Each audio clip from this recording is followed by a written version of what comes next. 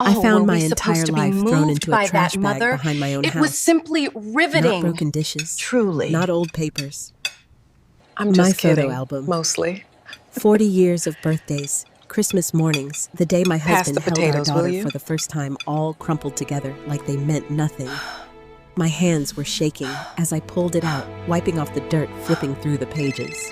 And then I saw the last picture. That was the moment my heart We have stopped been because trying the to man find you. standing beside my little girl wasn't my husband. And suddenly I realized my daughter hadn't just thrown away memories.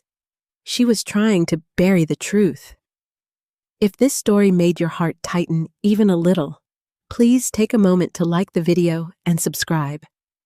And tell me, where are you watching from today, and what time is it for you? I read every comment, and I'd really love to hear your thoughts. After Daniel died, the house became too quiet. Not the peaceful kind of quiet you read about in books, the kind where birds chirp softly outside your window and sunlight spills across the floor.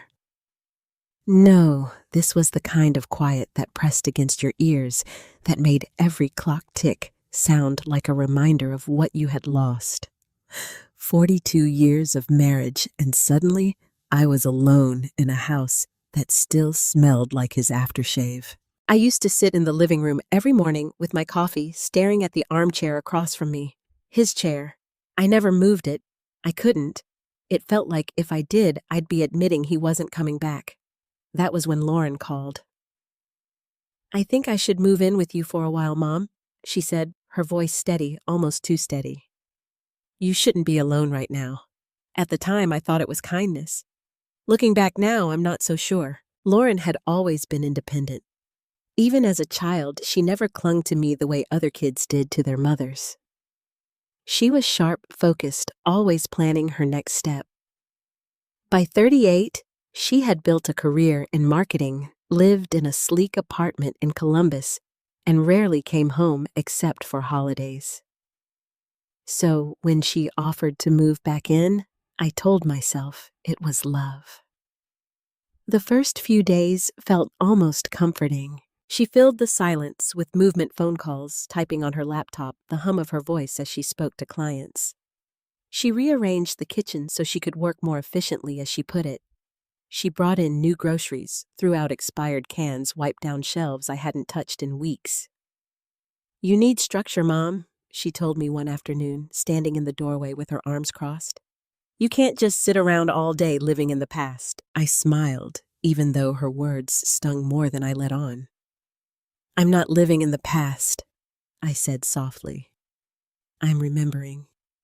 "There's a difference," she replied, raising an eyebrow. At the time, I laughed it off. I wish I hadn't. Little things began to change. At first, it was subtle. A picture frame removed from the hallway. A stack of old letters moved from the coffee table into a drawer. The blanket Daniel used to drape over his legs in the evening. A picture frame removed from the hallway. A stack of old letters moved from the coffee table into a drawer. The blanket Daniel used into a drawer. The blanket Daniel used to drape over his legs in the evening folded away and replaced with something newer, cleaner, colder.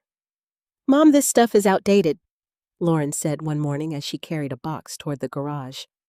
"You need to let go of clutter, to drape over his legs in the evening folded away and replaced with something newer, cleaner, colder." "Mom, this stuff is outdated," Lauren said one morning as she carried a box toward the garage. "You need to let go of clutter." "That's not clutter," I said, following her. "That's your father's." She paused just for a second. Then she sighed like I was being difficult. "Exactly," she said. I didn't understand what she meant. Not then. Days turned into weeks, and the house started to feel unfamiliar. Not because anything drastic had changed, but because everything meaningful had slowly begun to disappear. I remember one afternoon I went looking for the old photo frame we used to keep on the piano, the one from Lauren's 8th birthday. Daniel had lifted her up onto his shoulders, both of them laughing so hard the camera had barely caught the moment. It was gone. "Lauren," I called out, trying to keep my voice calm. "Have you seen the picture from your birthday? The one on the piano?" She didn't even look up from her laptop. "I put it away," she said. "Where?" "Somewhere safe." That answer should have reassured me. Instead, it unsettled me. "Why would you put it away?" I asked. She finally looked at me, then her expression flat. "Because we don't need to keep displaying every outdated memory like it defines us." I stared at her. "That's not just a memory," I said quietly. "That's your father holding you." Her jaw tightened. "Mom," she said, her tone sharpening, "you keep acting like everything about him was perfect. It wasn't." The words landed harder than I expected. "What do you mean?" I asked. But she had already turned back to her screen. Nothing, she said. Just let it go. Let it go. It was becoming her favorite phrase. Let go of the past. Let go of the memories. Let go of him. I started noticing how often she said it and how little she explained. One evening, I walked into the living room and found her sorting through a pile of old magazines and envelopes, things I had kept in a wooden chest for years. "Lauren, what are you doing?" I asked. "Cleaning," she replied without looking up. I stepped closer and saw something that made my chest tighten. My letters. Dozens of them. Some were from Daniel's notes he used to leave me when he left early for work. Others were cards from anniversaries, holidays, little scraps of paper with his handwriting that I had never been able to throw away. She had them all spread out like they were junk mail. "Stop," I said, reaching out. She froze, then slowly looked up at me. "You don't need these," she said calmly. "They're just paper." "They're not just paper," I whispered. "They're my life." For a moment, something flickered in her eyes. Annoyance, maybe even frustration. "Mom," she said, standing up, "you're holding on to an image that isn't real." My heart skipped. "What are you talking about?" I asked.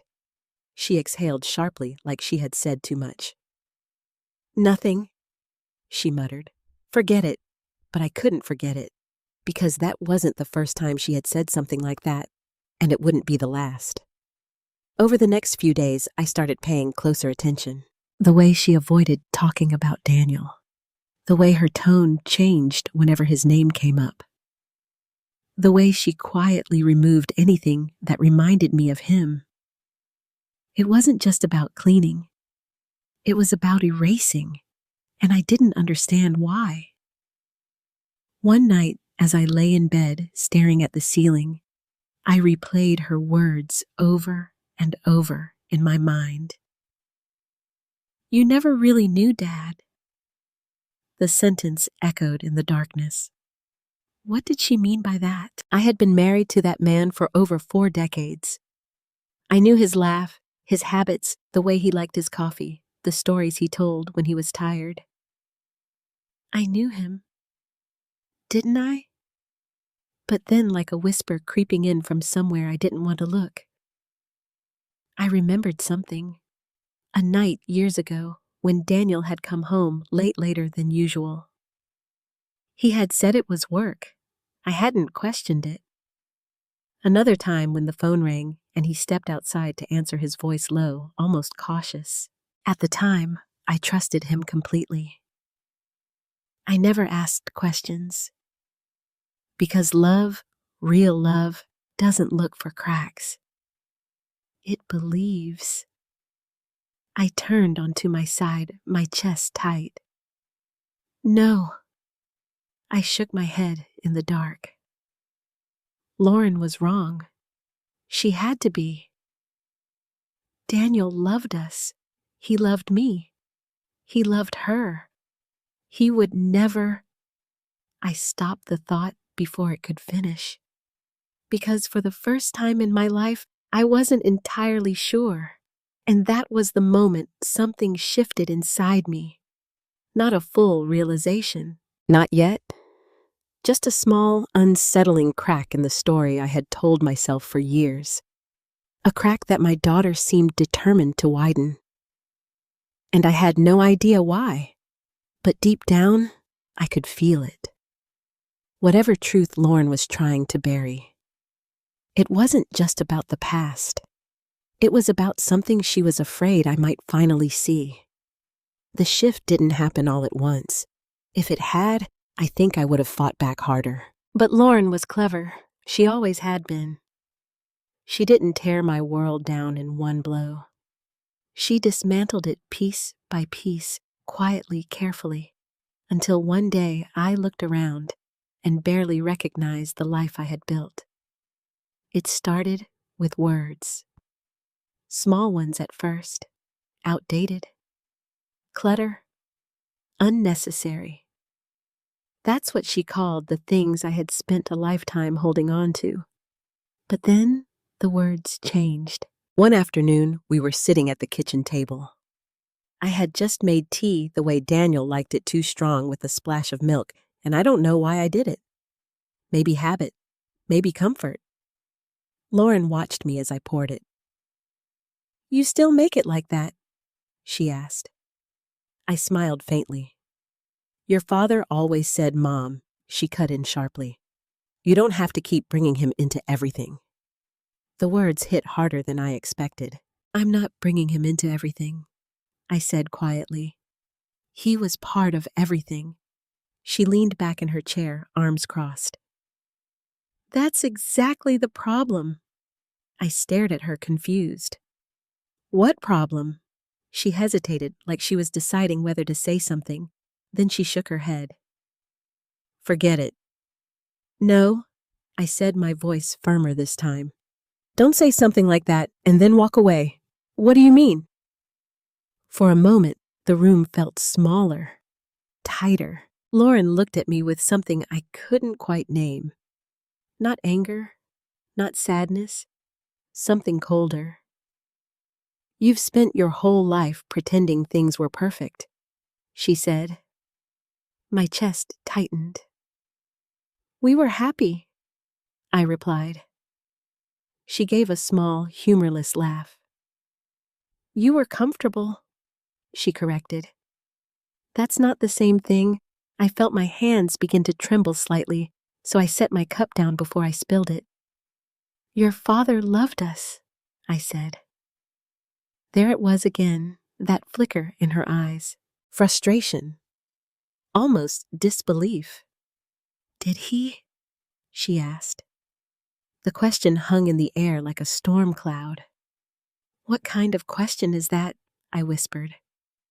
She leaned forward slightly, her voice lowering. "The kind you should have asked a long time ago."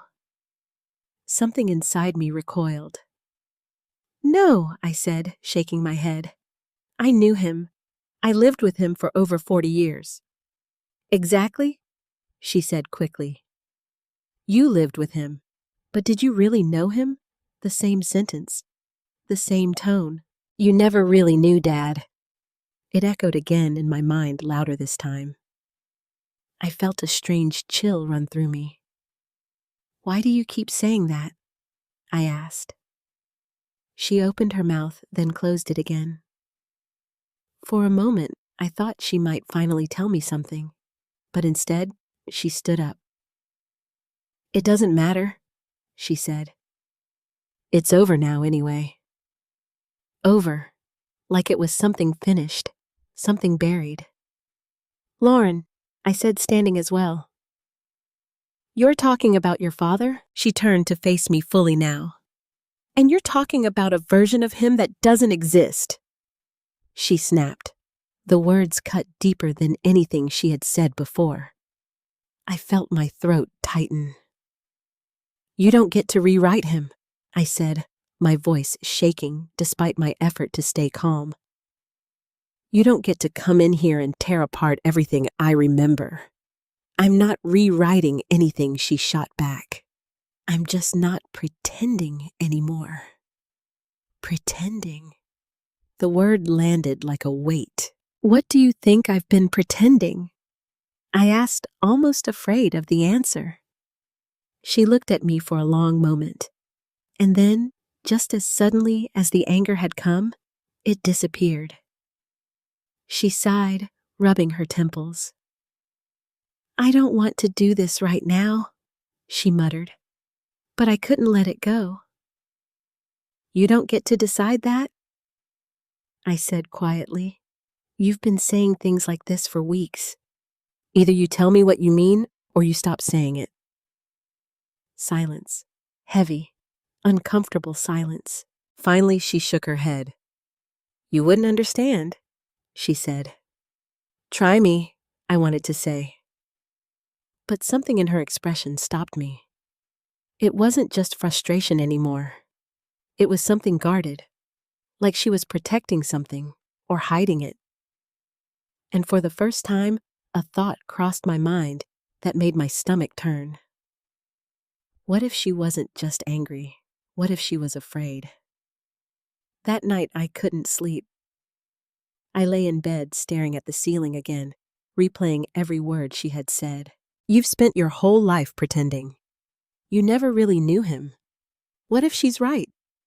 The thought came uninvited, and I tried to push it away. But it lingered, because if there was even a small chance, if there was even one thing I had missed, then everything I believed about my life could be wrong, and I didn't know if I was ready to face that. The next morning, I woke up early, earlier than usual. The house was quiet again, but this time, it felt different. Not empty, tense, like something was about to happen. I walked into the living room and immediately noticed something was off. The wooden chest, the one I had kept by the window for years. It was open. I frowned, stepping closer. Inside, the contents had been disturbed. Not just moved, sorted, organized, and reduced. My heart began to pound. No, I whispered under my breath. I knelt down quickly, my hands shaking as I lifted the lid fully. The letters, the cards, the small pieces of my life. Half of them were gone, just gone. Lauren, I called out louder this time. No answer. I stood up, my chest tightening as I walked toward the kitchen. Lauren, I called again. She appeared a moment later, her expression already guarded. What she asked. I stared at her. Where are my things? I demanded. She didn't even pretend to misunderstand. I threw some of it out, she said simply. The world seemed to tilt slightly. You what? I whispered. You don't need all of that. She said, her tone calm. Too calm. It's just taking up space. Those are my memories, I said, my voice breaking. They're just objects, she replied. No, I said, shaking my head. They're not. They're pieces of my life, of your life. She crossed her arms again. Exactly, she said. I felt something inside me snap. What is that supposed to mean? I asked. For a second, I thought she might walk away again. But this time, she didn't. This time, she looked straight at me and said something that made my blood run cold. Mom, you really don't know, do you? The room went completely still. Know what I asked, barely above a whisper. She held my gaze for a long moment, and then slowly she shook her head. No, she said. Of course you don't. And just like that, she turned and walked away, leaving me standing there with a question that felt heavier than anything I had ever carried. What didn't I know? And why was my daughter so sure that I was the last person who should find out I didn't open the chest again that night? I couldn't. Something about the way Lauren had said it, you really don't know, do you? Kept echoing in my mind like a warning I didn't understand yet. So instead, I did what I had always done when life felt uncertain. I went back to the past.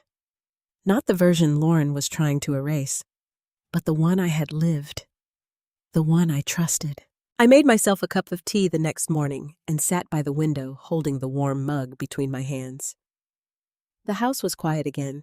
Lauren had already left for work, but this time the silence didn't feel empty. It felt watchful, like the walls were waiting for me to notice something. I don't know why I did it. Maybe it was instinct. Maybe it was fear. But I stood up, walked slowly down the hallway, and stopped in front of the closet in the spare bedroom. Daniel's closet. I hadn't touched it since the funeral. Not really.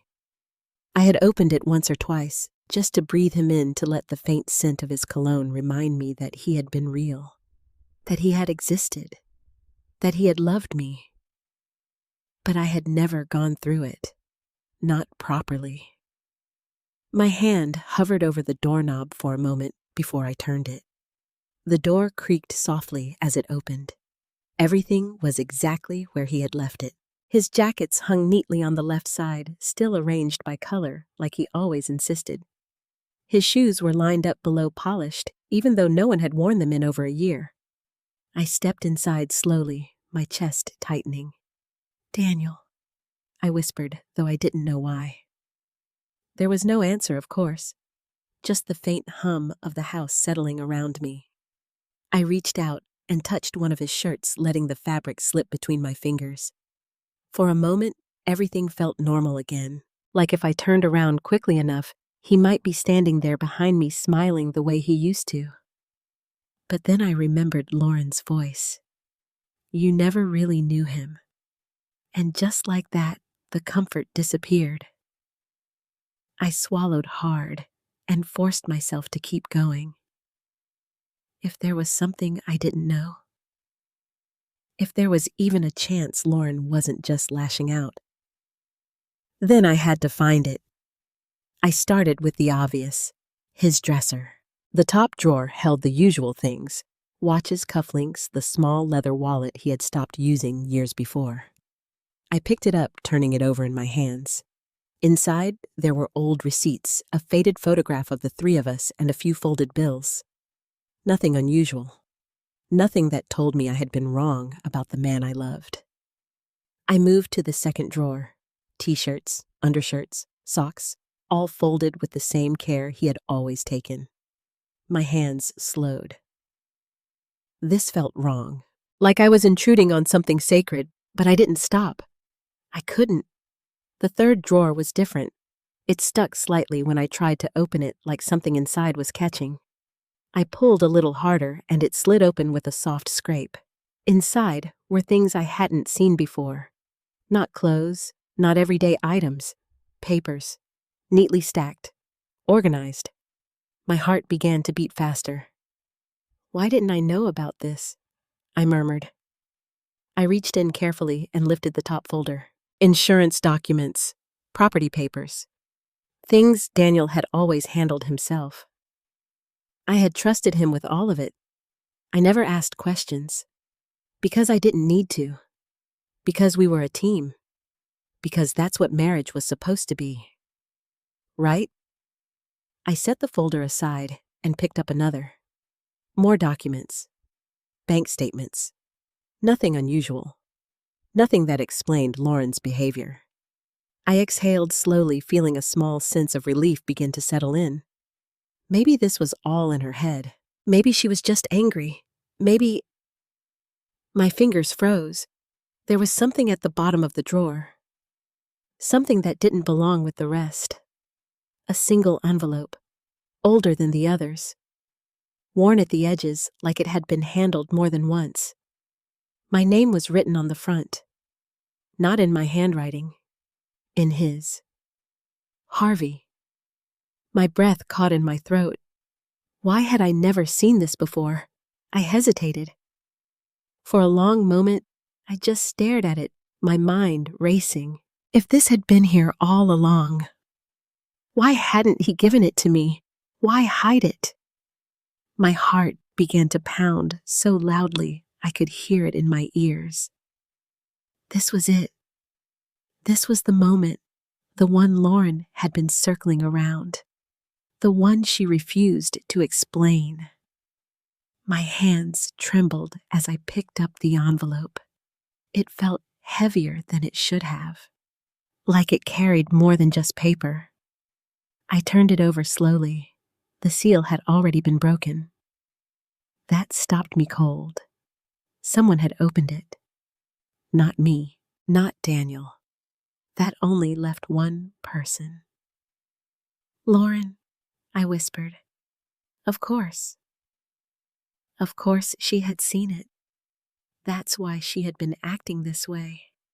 That's why she kept saying, "I didn't know him," because she knew something I didn't. My chest tightened painfully. For a second, I almost put the envelope back, almost walked away, because whatever was inside, it had already changed her. And I wasn't sure I was strong enough to let it change me too. But then I thought about the album, about the way she had thrown it away like it meant nothing, about the look in her eyes when she said I had been pretending. And something inside me hardened. "No," I said quietly. I wasn't going to be the last to know. I slipped my finger under the flap and pulled the contents out. A letter. Just one, folded carefully. My name written again at the top. I unfolded it slowly, my hands shaking so badly I had to steady them against the dresser. The first line hit me before I was ready. "If you're reading this, it means I didn't find the courage to tell you in person." The room seemed to tilt. "No," I whispered. I kept reading, each word heavier than the last, each sentence pulling the ground out from under me. By the time I reached the end, I couldn't breathe. I pressed my hand against the dresser to steady myself, but it didn't help. Because everything I thought I knew, everything I believed about my marriage, about my husband, was no longer certain. I stared down at the letter, my vision blurring. And for the first time since Lauren had come back into my life, I understood her anger. Not completely, not yet, but enough to feel it, enough to fear what came next. Because whatever truth Daniel had left behind in that letter, it wasn't just about him. It was about all of us. And deep down, I knew. This was only the beginning. I didn't realize how quickly humiliation could replace grief. It happened 3 nights later. Lauren told me she was hosting a small dinner, just a few colleagues, she said casually, as if that made it easier for me to agree. I didn't argue. I rarely did anymore. It felt like every disagreement with her led to something I wasn't ready to hear. So I stayed quiet. I helped set the table even though she insisted I didn't need to. I arranged the plates the way I always had. Symmetrical, careful, thoughtful. It was a habit I couldn't break one Daniel used to tease me about. "You make dinner feel like a ceremony," he would say, smiling. I almost smiled at the memory. Until Lauren walked into the dining room and frowned. "Mom, that's too formal," she said, already reaching for the napkins. "We're not hosting a state dinner." "I just thought—" "I know what you thought," she interrupted, flattening her voice. "But this isn't how people do things anymore. People. Not us, not family. People." I stepped back, letting her rearrange everything I had just done. Again. By the time her guests arrived, I felt like a stranger in my own home. They were younger than I expected, well-dressed, confident, the kind of people who spoke quickly and laughed loudly like they had somewhere better to be, but chose to stay anyway. Lauren fit right in with them. I stood near the kitchen doorway at first, unsure where to place myself. "Mom, come sit," Lauren said, gesturing toward the table. I hesitated, then took the empty seat at the far end. The conversation flowed easily: marketing campaigns, clients, travel stories. Things I didn't fully understand, but tried to follow anyway. For a while, no one asked me anything. I told myself I didn't mind. But then one of Lauren's colleagues, a woman named Rebecca, I think, turned to me with a polite smile. "So Harvey, what do you do?" she asked. I opened my mouth, then paused. What did I do? I used to teach, I said, finally. Elementary school, for over 30 years. That's wonderful, she said warmly. You must have so many stories. I smiled faintly. I suppose I do. Before I could say more, Lauren laughed. She definitely has stories, she said, mostly about how everything used to be perfect. The way she said it made something in my chest tighten. Rebecca chuckled lightly. Perfect how Lauren leaned back in her chair, swirling her glass. You know, she said, glancing at me briefly, the classic version. Loving husband, happy home, nothing ever wrong. There was something sharp in her tone now, something deliberate. I felt the eyes at the table shift slightly. Curious, uncertain. We were happy, I said quietly. Lauren smiled, but it didn't reach her eyes. That's what you think, she replied. The air changed. Subtle, but unmistakable. Lauren, I said softly, a warning in my voice, but she didn't stop. She still talks about my dad like he was some kind of saint? She continued, looking around the table. Like he never made a mistake in his life. I felt my face grow warm. That's not what I said, I murmured. Isn't it? She asked, raising an eyebrow. Because from where I'm sitting, you've spent years building this story. Story. Not memory. Not truth. A story. One of the men at the table shifted uncomfortably. Maybe we should, he began. But Lauren cut him off. No, it's fine, she said. It's just funny, you know, how people can live in denial for so long. Denial. The word hit me harder than anything else she had said.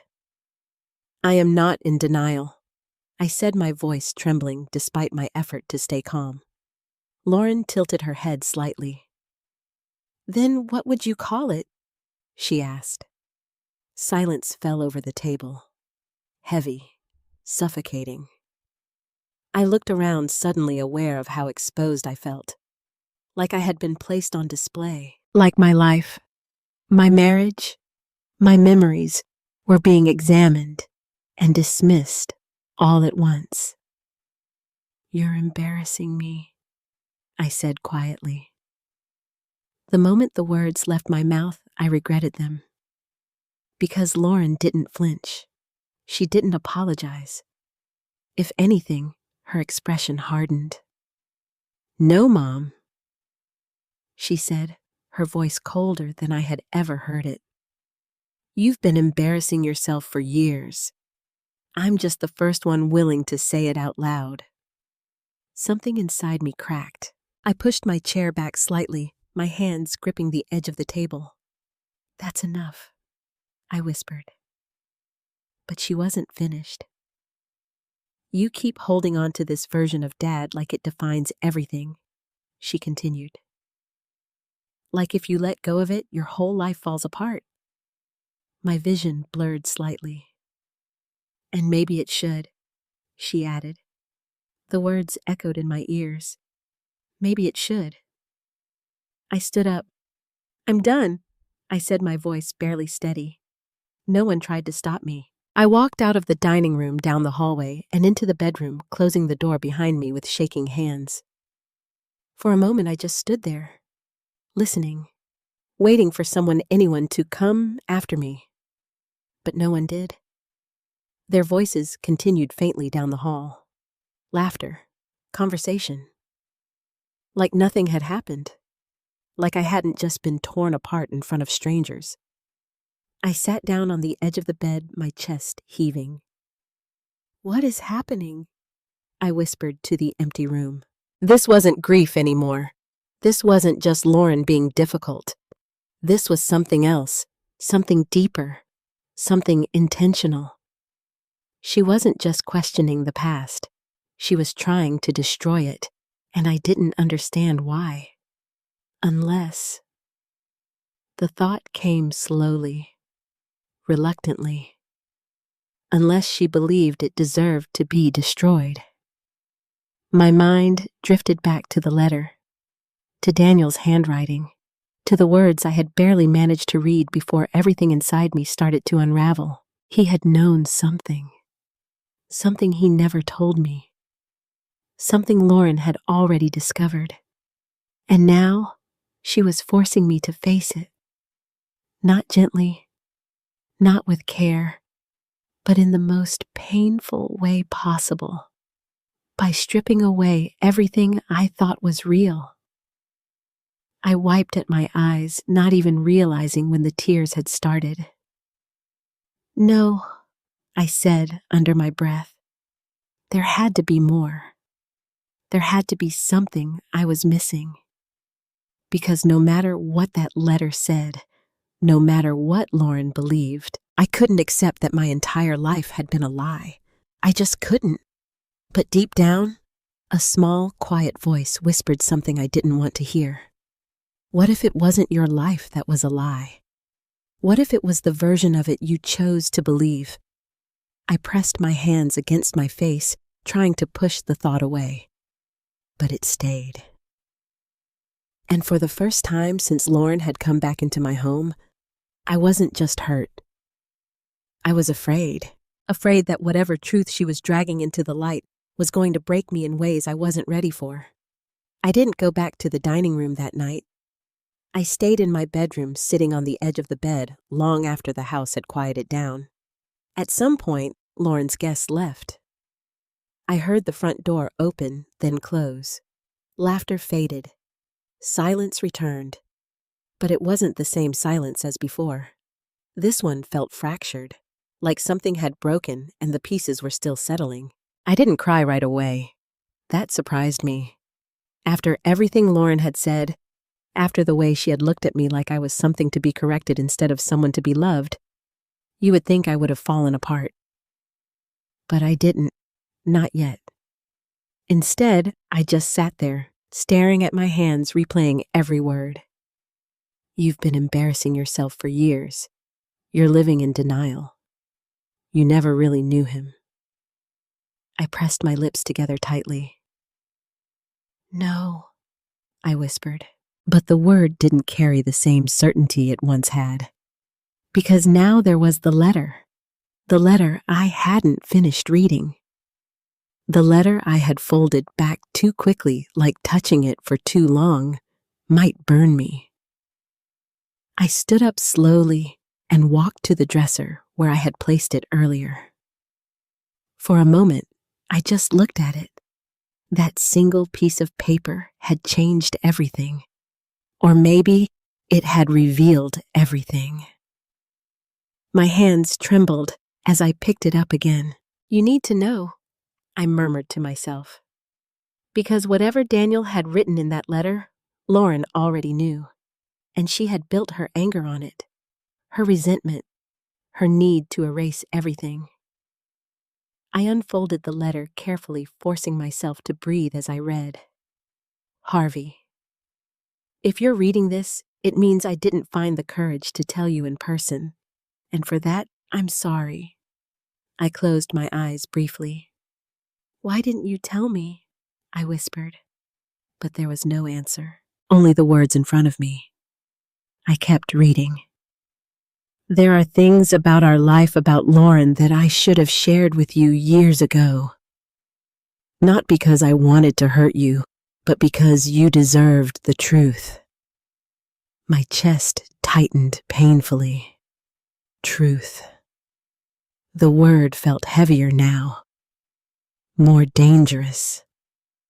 I made a decision a long time ago to protect our family, to protect you, and to protect her, Lauren. My grip on the letter tightened, but in doing so, I may have created a version of our life that wasn't entirely honest. My breath caught. Not entirely honest. I felt something inside me begin to unravel again. What does that mean, Daniel? I whispered, my voice breaking. I forced myself to keep going. You loved her without question, and I loved you for that. But there are things about her past, about where she comes from, that you never knew. My heart started pounding. No, that couldn't be. I told myself it didn't matter, that love was enough, that being her father in every way that counted was what mattered most. My knees felt weak. I sat down slowly on the edge of the bed, the letter shaking in my hands. Father in every way that counted, I repeated under my breath. The words didn't make sense. Or maybe they made too much sense. I swallowed hard, my vision blurring. But secrets have a way of surfacing, Harvey. And I'm afraid that when they do, they won't just change how you see me. They'll change how you see everything. The room felt too small, too tight, like the walls were closing in. I didn't want to read the next line. I knew it would be the one that broke everything. But I couldn't stop. I had already come too far. Lauren is not my biological daughter. The world went silent, completely silent. I didn't realize I had stopped breathing until my chest began to ache. No, I whispered. The word came out weak, uncertain. I stared at the sentence, willing it to change, to rearrange itself into something else, something less devastating. But it didn't. It stayed exactly the same. Cold, final, unavoidable. My mind raced, trying to catch up. That's not possible, I said out loud. But the letter didn't argue. It just continued. I knew from the beginning, before she was even born. My hands shook harder now. Her mother made a mistake, one she regretted deeply, and I made a choice to stay, to raise her as my own, to give her a life where she would never feel like she didn't belong. Tears blurred the words in front of me. Her mother? I whispered. That was me. He was talking about me. My stomach twisted painfully. A mistake. What mistake? I tried to think, to remember. But nothing came. No memory. No moment. No hint that something like this had ever happened. I would remember, I said, shaking my head. I would remember something like that, wouldn't I?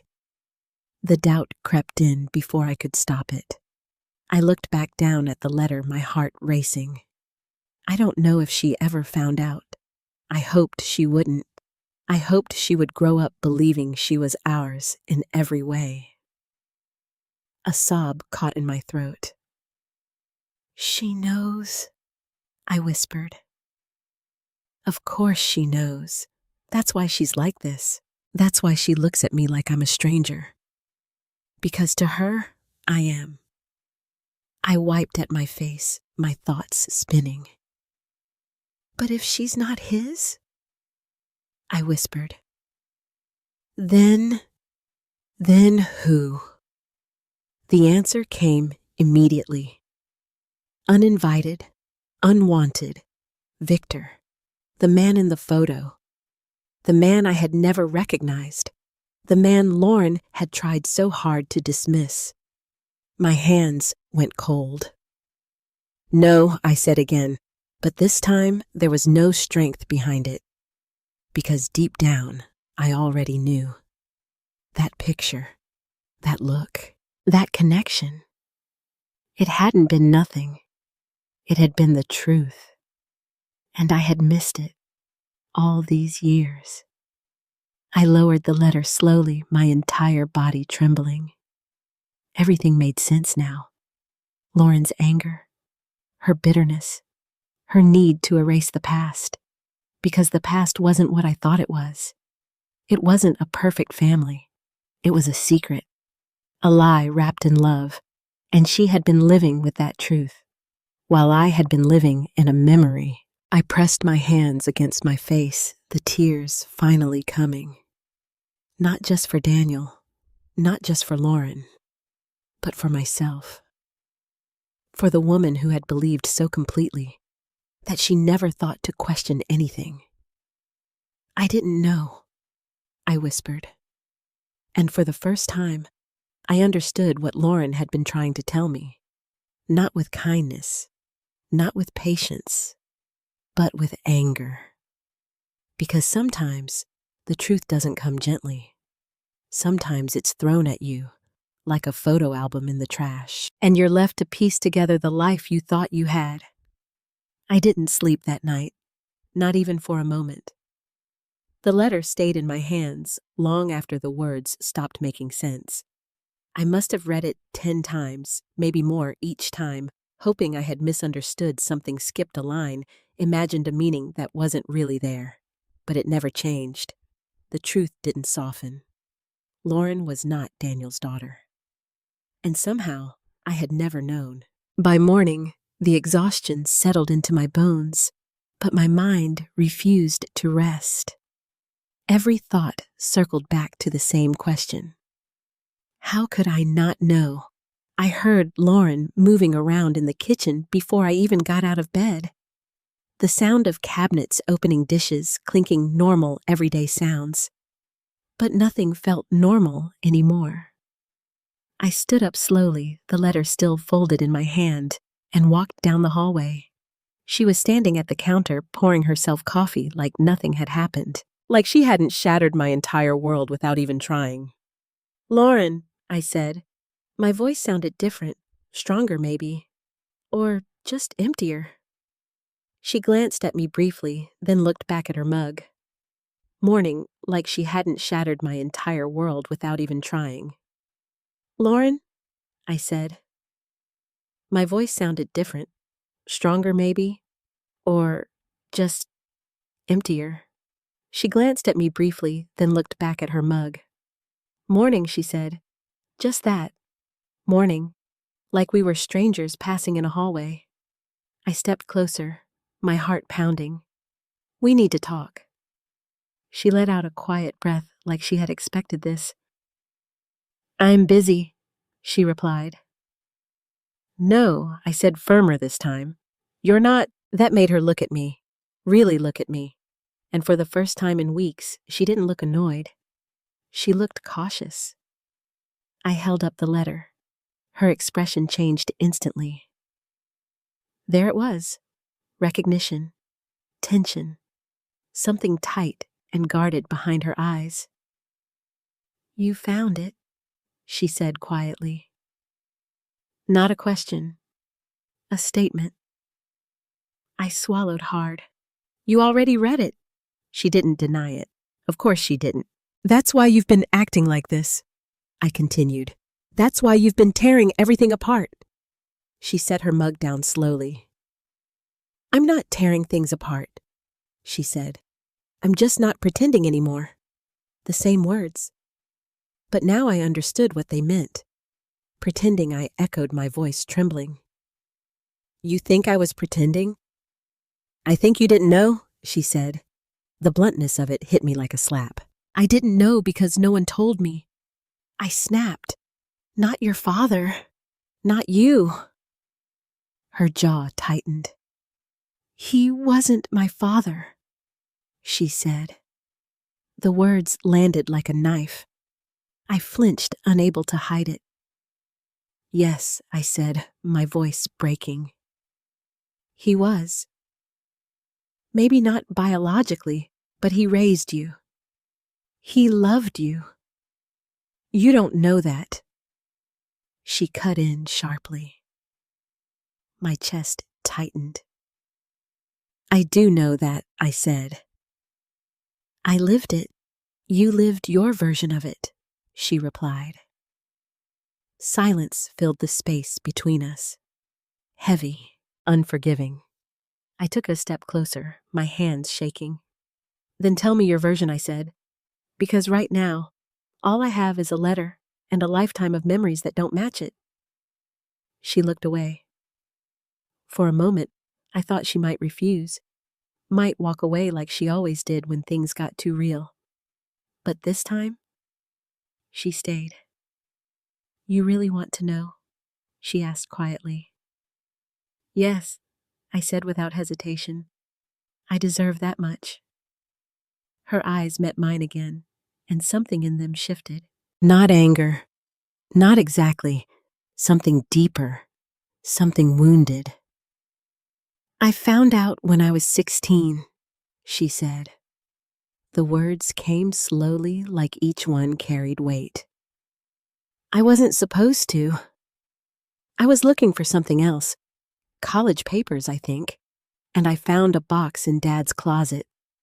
My breath caught. The same place, the same drawer.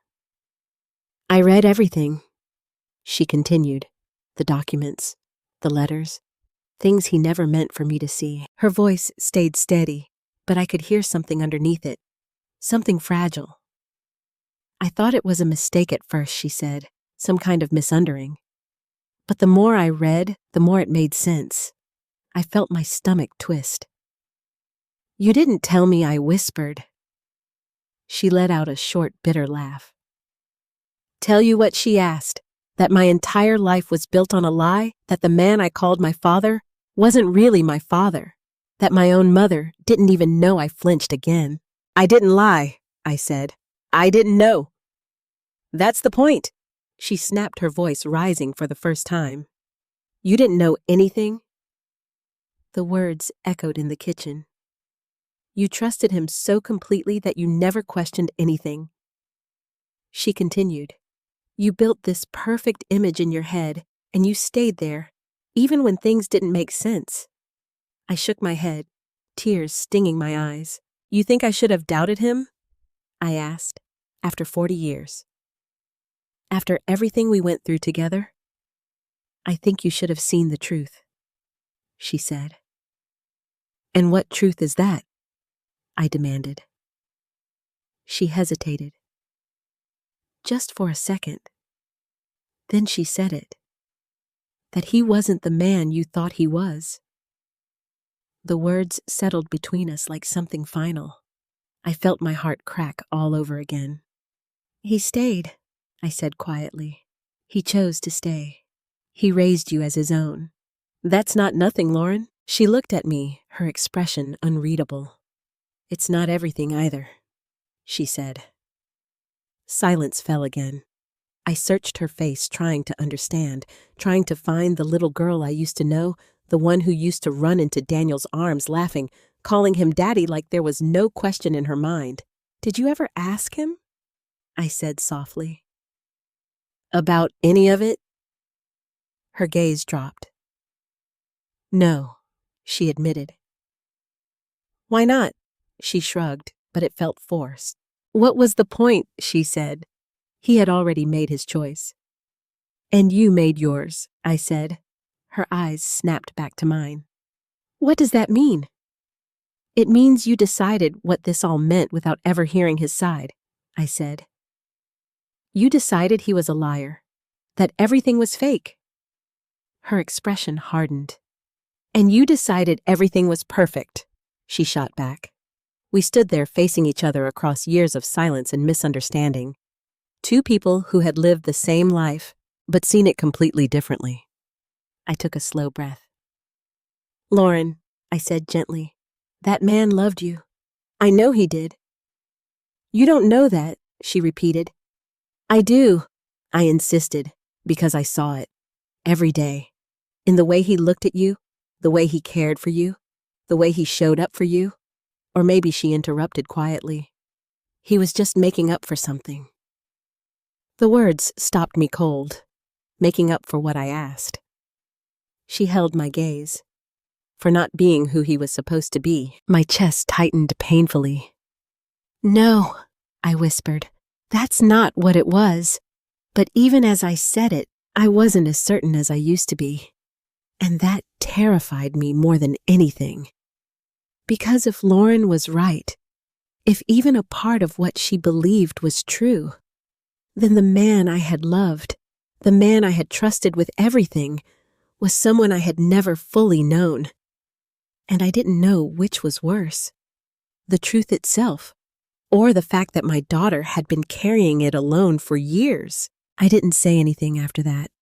Not right away, because there are moments in life when words don't help, when everything that needs to be said has already been spoken, and all that's left is the weight of it. Lauren turned back to her coffee like the conversation was over, like she had just told me something ordinary. But nothing about this was ordinary. "Who is he?" I asked finally. My voice was quieter now. Not angry, not even shaking, just tired. Lauren didn't look at me. "You already know," she said. "Victor." The name echoed in my mind before she even said it. The man in the photo, I continued. "Victor Langley." Her hand paused slightly around the mug. Then she nodded. "Yes." Just that. Yes. No hesitation. No explanation. Like saying his name out loud didn't matter anymore. My chest tightened. "And he's," I swallowed hard, "has your biological father."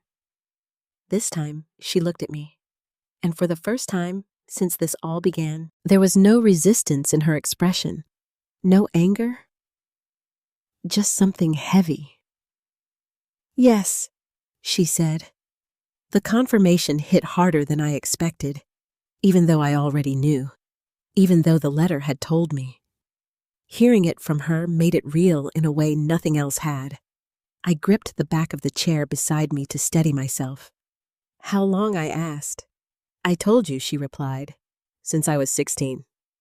"No," I said, shaking my head.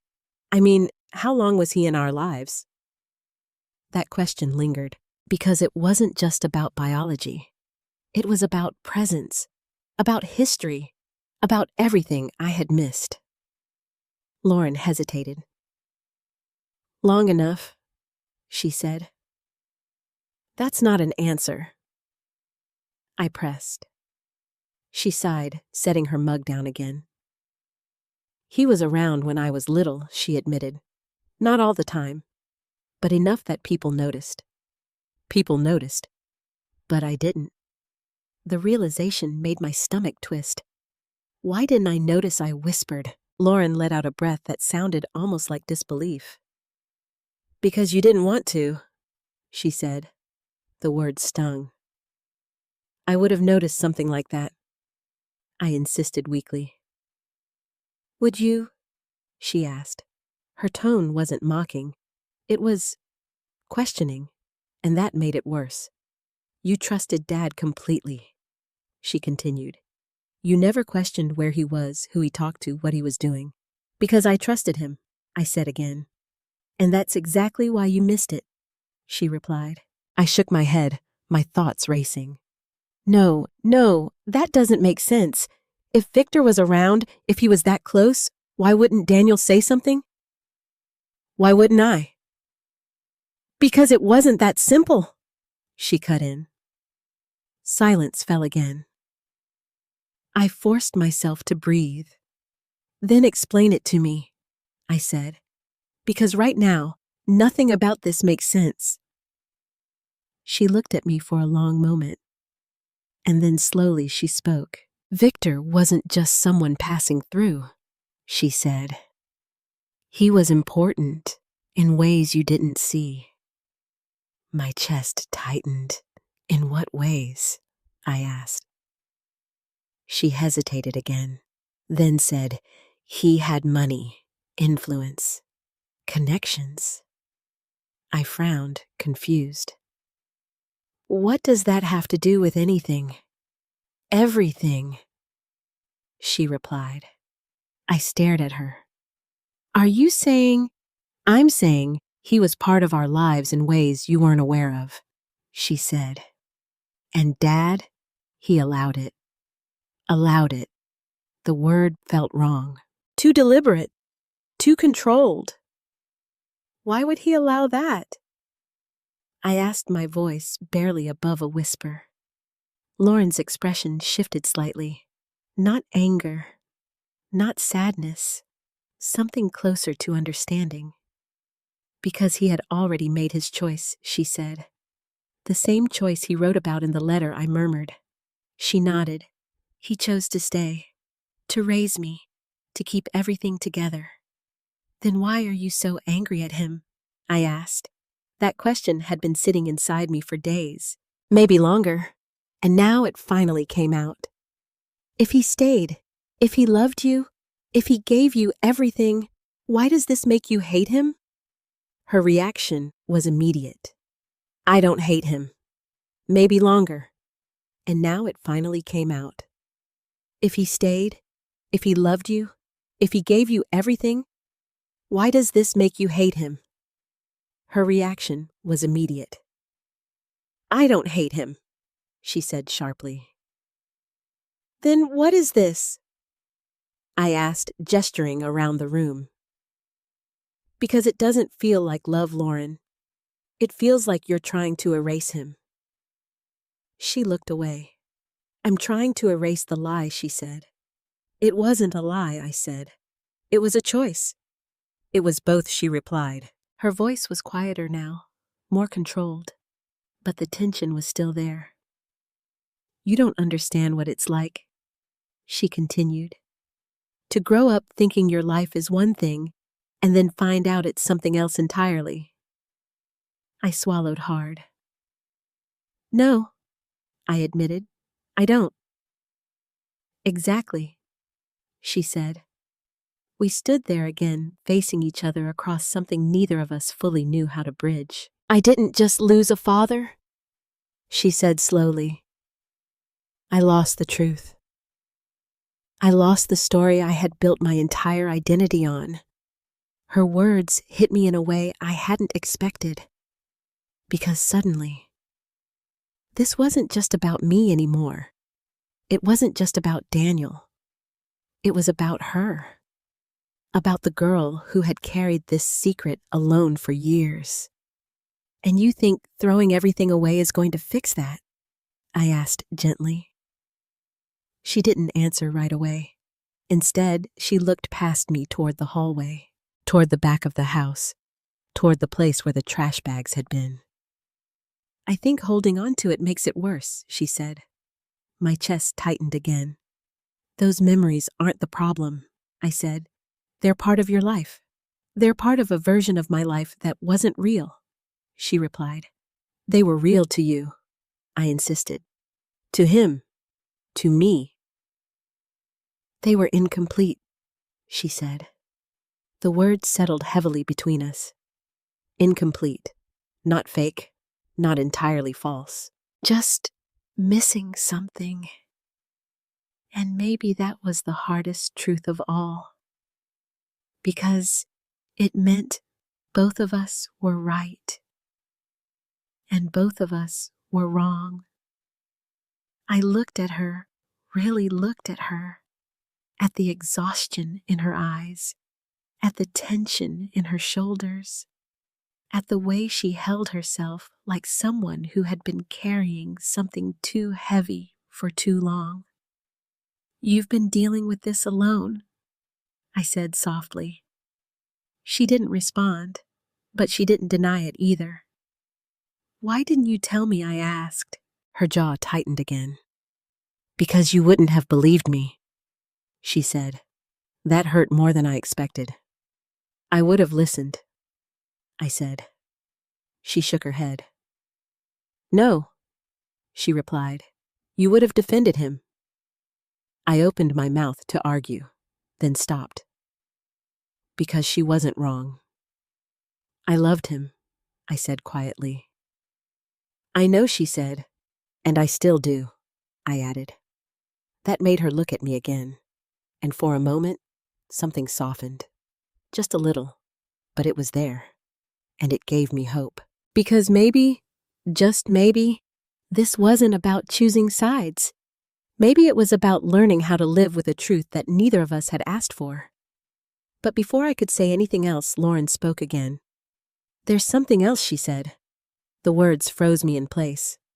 What do you mean? I asked. Her expression shifted, back to guarded, back to distant. The photo you found, she said slowly. That wasn't the only one. My heart skipped. What are you talking about? She held my gaze. There are more, she said, and they show things you're not ready to see. A chill ran down my spine. What things? She didn't answer right away. Instead, she picked up her mug again, her fingers tightening slightly around it. The kind of things she said quietly that explain why Dad kept everything hidden. My breath caught, because suddenly the truth didn't feel complete anymore. It felt like the beginning of something even deeper, something darker. And for the first time since I found that letter, I realized whatever I thought I had uncovered, I didn't ask her another question after that. Not because I didn't want to, but because I could feel it, that fragile, dangerous line between what I was ready to hear and what would break me completely. There are more, she had said. More photos, more evidence, more truth. And somehow, that frightened me more than the letter ever had. I need to go out, I said quietly. Lauren didn't stop me. She didn't ask where I was going. She just nodded once, like she understood something I hadn't said out loud. Fine, she replied, and that was it. I grabbed my coat, my purse, and the car keys with hands that still hadn't quite steadied. The morning air hit my face the moment I stepped outside, sharp and cold, like it was trying to wake me up. But I was already wide awake. Too awake. My mind kept circling back to the same thing. Victor Langley, a man I had somehow lived around without ever really seeing. A man who had been part of my daughter's life without my knowledge. A man my husband had known about and said nothing. I sat in the car for a moment before starting the engine, my fingers gripping the steering wheel tighter than necessary. Where do I even begin? I whispered. Then I remembered something Lauren had said. People noticed. If people noticed, then someone had to remember. And suddenly, I knew exactly where I needed to go. The old neighborhood. The place we had lived in for over 25 years before Daniel and I moved into this house. The place where Lauren had grown up. The place where all of this had started. I hadn't been back there in years. Not since Daniel retired and we decided to move somewhere quieter.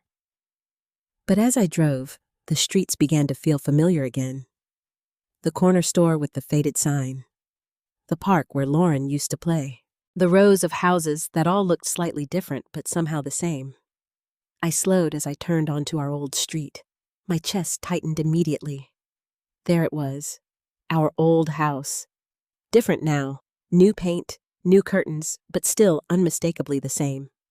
For a moment, I considered stopping, knocking on the door, asking the strangers who lived there if they had ever noticed anything unusual about the people who came before them. But I didn't, because this wasn't about them.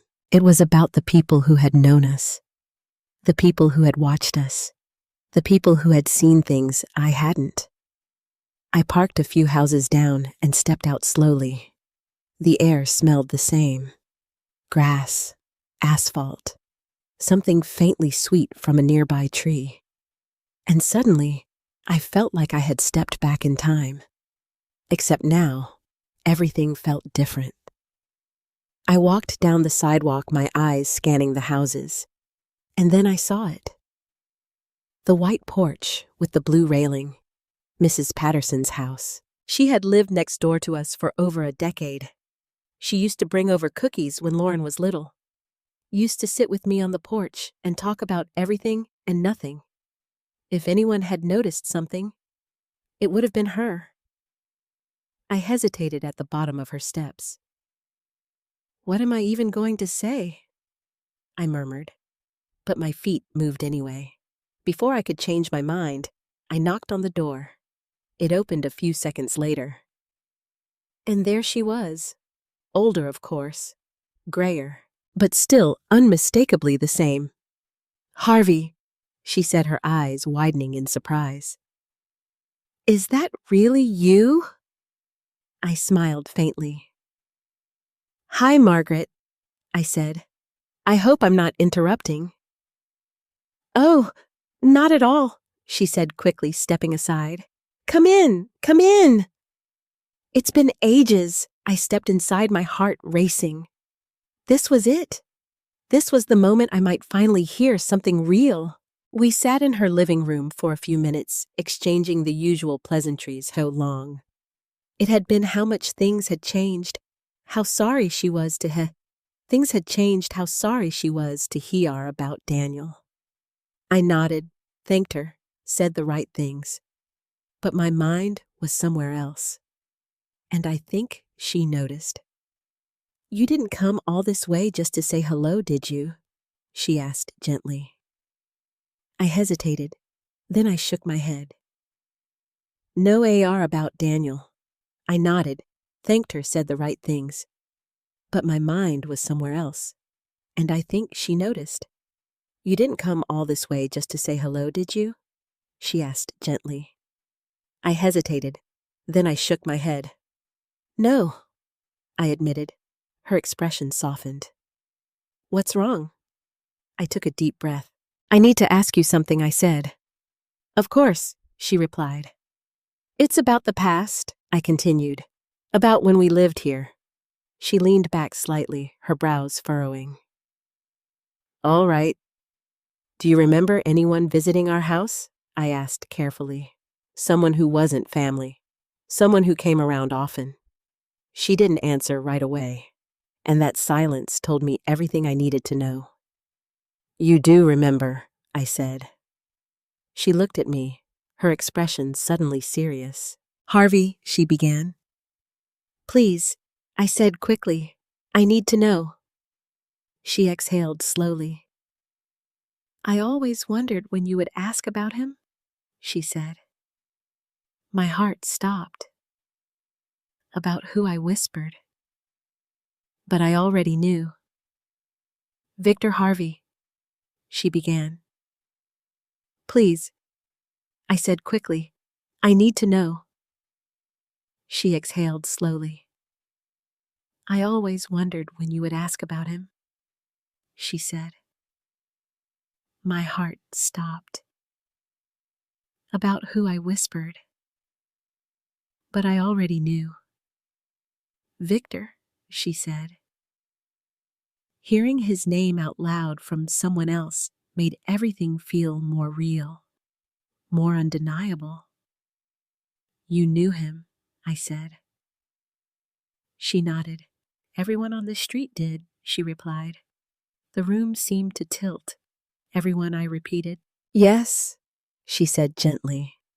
He wasn't exactly subtle. My chest tightened painfully. "What do you mean?"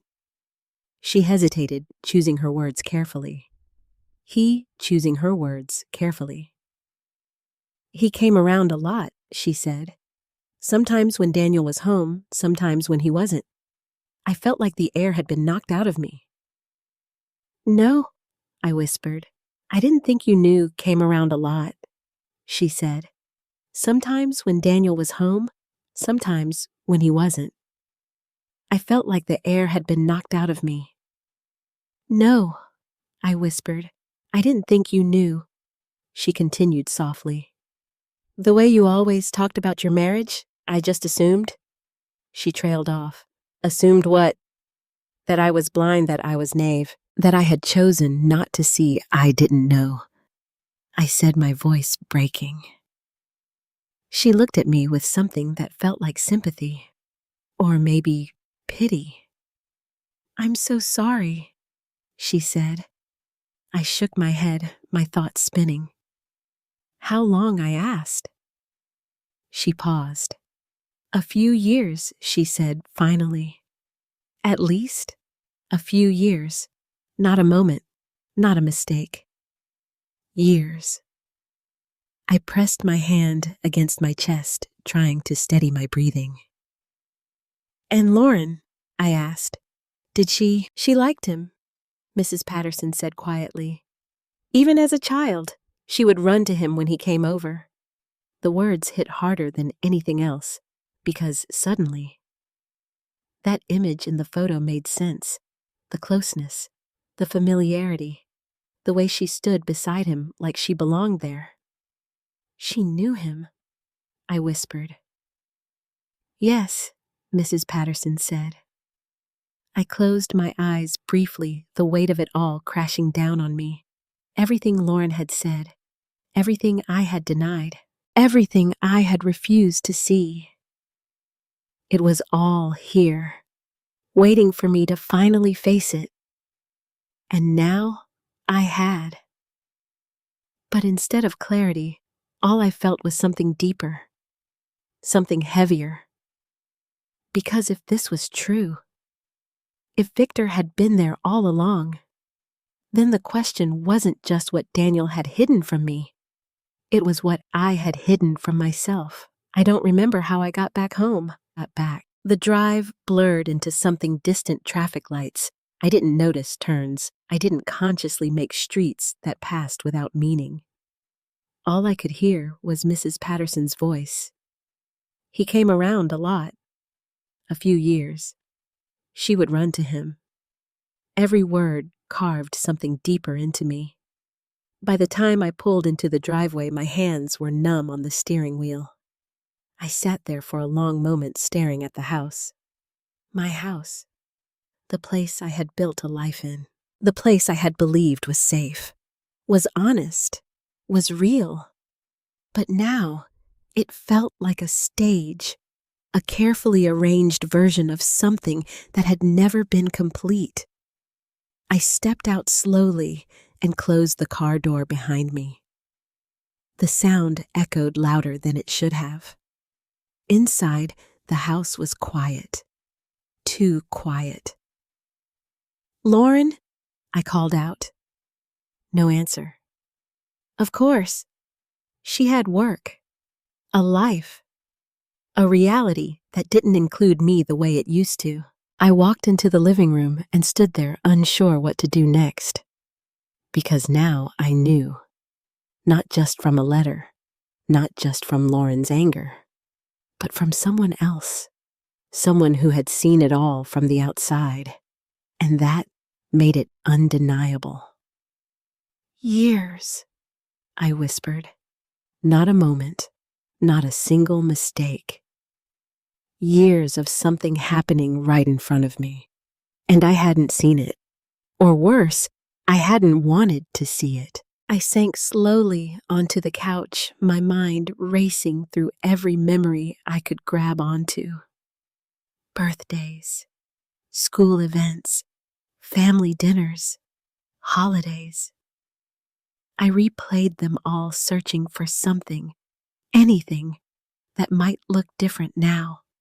Something that might have been a clue, a sign, a moment where the truth had slipped through. And then I remembered. A summer afternoon. Lauren couldn't have been more than 5 or 6. We were in the backyard, Daniel grilling me, setting up the table. And Lauren had been laughing, running toward someone. Not Daniel, not me. Someone just outside my line of sight. "Careful," I had called out. She didn't stop. She ran straight into his arms. I remember now.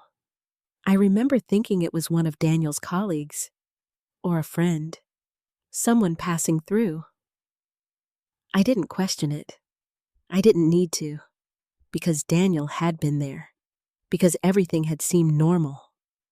But now that memory shifted, changed, because I could see him, Victor, not as a stranger, but as someone familiar, someone she knew, someone she trusted. And I had just accepted it. My chest tightened painfully. How many times I whispered, How many moments had I explained away? How many details had I ignored because they didn't fit the life I believed I had? I stood up abruptly, unable to sit with the weight of it any longer. No, I said out loud. This couldn't be the whole story. It couldn't just be betrayal. Because if it was, then Daniel was someone I didn't recognize at all. And that didn't make sense. Not with the man I had lived beside for 40 years. Not with the man who had stayed, who had cared, who had loved, hadn't he? I walked down the hallway again, my steps faster now, more determined. There was still something missing. There had to be. Because nothing about this felt complete. Lauren had said there were more photos, more evidence, and I had a feeling they weren't just in her possession. I went back to Daniel's closet, to the drawer, to the place where I had found the letter. If he had hidden that, what else had he hidden? I pulled the drawer open again, this time without hesitation. The papers were still there, exactly where I had left them. But now, I wasn't looking at them the same way. Before they had felt like ordinary documents. Now they felt like pieces of something bigger, something I hadn't yet understood. I started going through them again more carefully this time, page by page, line by line, searching, looking for anything that didn't belong. And then I saw it. At the back of one folder, a name, Victor Langley. My breath caught. It wasn't written casually. It was part of something official, a document. I pulled it out, my hands shaking slightly. It was an agreement, legal, signed, dated. I scanned the lines quickly, my heart pounding. And then I found it, a clause, one that made everything inside me go still. Financial support and discretionary access to family premises shall be maintained as agreed without disclosure to third parties. I stared at the sentence, reading it again and again. Without disclosure, I whispered, to third parties, to me. My stomach twisted. This wasn't just something Daniel had allowed. This was something he had agreed to, formally, legally. My hands trembled as I turned the page. There were signatures at the bottom. Daniel's and Victor's. I felt like the ground had dropped out from under me. This wasn't just an affair. I said, my voice barely audible. This was something else. Something structured. Something controlled. Something that had rules. And I had never known. Not even suspected. I sank down onto the edge of the bed, the document still in my hands. What were you doing, Daniel? I whispered. What kind of life had he been living? What kind of arrangement had he made? And why? Why would any man agree to something like this? Unless the thought came slowly, reluctantly, unless he believed he had no choice. I looked back down at the paper, my mind racing. Financial support, access, secrecy. This wasn't just about a child. It was about power, about control, about something far more complicated than I had ever imagined. And suddenly, Lauren's anger made even more sense, because this wasn't just a lie about who her father was. It was a system, a hidden structure that had shaped her entire life. And mine, without my knowledge. I pressed the document against my chest, my heart racing. There's more. Because this wasn't just a lie about who her father was. It was a system, a hidden structure that had shaped her entire life. And mine, without my knowledge. I pressed the document against my chest, my heart racing. There's more, I whispered. There had to be, because this wasn't the end. This was just another layer, another truth, and somewhere, buried in all of this, was the reason Daniel had chosen to stay, the reason he had kept this secret, the reason he had never told me. And I wasn't going to stop now, not when I had already come this far, because for the first time in my life, I wasn't afraid of the truth. I was afraid of what would happen if I didn't find it. I didn't move for a long time after finding the document. I just sat there, staring at the signatures Daniel's name beside Victor's, like they might rearrange themselves into something less devastating if I looked long enough. But they didn't. They stayed exactly where they were, permanent, intentional, real. This was planned, I whispered. Not an accident, not a moment of weakness, not something that had simply happened and been buried. This had structure, agreement, terms, and I had never known. I pressed the paper flat against the bed beside me, my mind racing faster than I could follow. Why would he agree to this? I asked out loud. Daniel wasn't weak. He wasn't careless. He wasn't the kind of man who would let something like this happen without a reason. So what was it? What had been so important, so powerful that he chose to live like this instead of telling me the truth? My eyes dropped back to the document. Financial support, access, secrecy. The words echoed again, and then something shifted in my memory. Not a full thought, not even a clear image, just a feeling, a moment that had never made sense before. But now it felt different. It was years ago. Lauren was about 8 or 9. Daniel had come home later than usual, his face tighter than I had ever seen it. He didn't say much that night, barely ate dinner, barely spoke. And when I asked him what was wrong, he had smiled, a quick, dismissive smile, and said, "Just work. Nothing you need to worry about." I had believed him. Of course I had, because that's what you do when you trust someone completely. You accept their explanations. You don't look deeper. You don't question what doesn't want to be questioned. But now, that moment didn't feel like just work. It felt like something else, something heavier, something connected. I stood up abruptly, the document still in my hand. "There has to be more," I said again. Because this agreement, it wasn't the beginning. It was a response. A solution to something that had already happened. And if I could find what that was, maybe I could understand everything. I went back to the drawer again, this time more desperate than careful. I pulled everything out. Folders, envelopes, loose papers, all of it. And I spread them across the bed, my hands moving faster now, searching without fully knowing what I was looking for. Minutes passed, or maybe longer. Time didn't feel real anymore. And then I found it.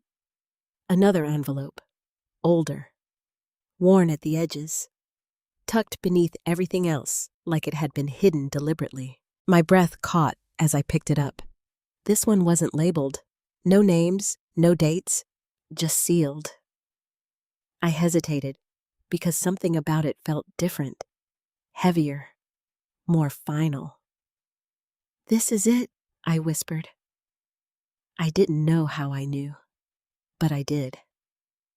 I opened it slowly, my fingers trembling as I pulled out the contents. Photos. Several of them. My heart started pounding instantly. Lauren had said there were more, and here they were. I spread them out carefully on the bed, my eyes scanning each one. At first, they looked ordinary. Snapshots. Moments frozen in time. But then I started to see it. patterns, details, things I hadn't noticed before.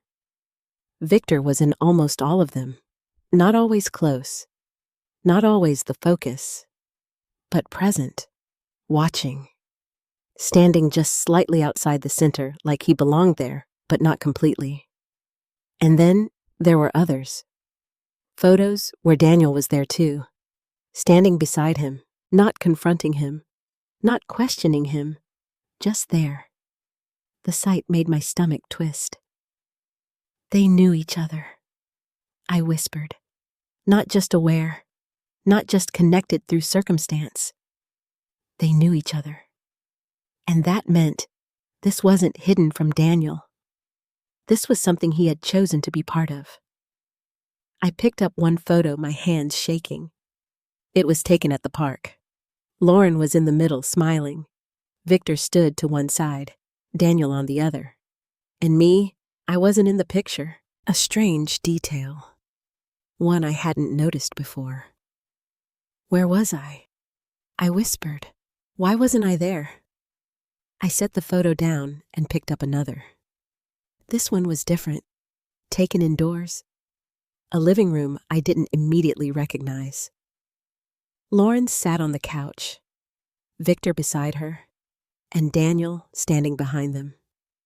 Not smiling, not relaxed, just watching. The tension in his posture was unmistakable now that I was looking for it. How did I miss this? I whispered. How had I lived through all of this without seeing it? Or had I seen it and chosen to look away? My hands trembled as I flipped to the last photo in the stack. And the moment I saw it, everything inside me stopped.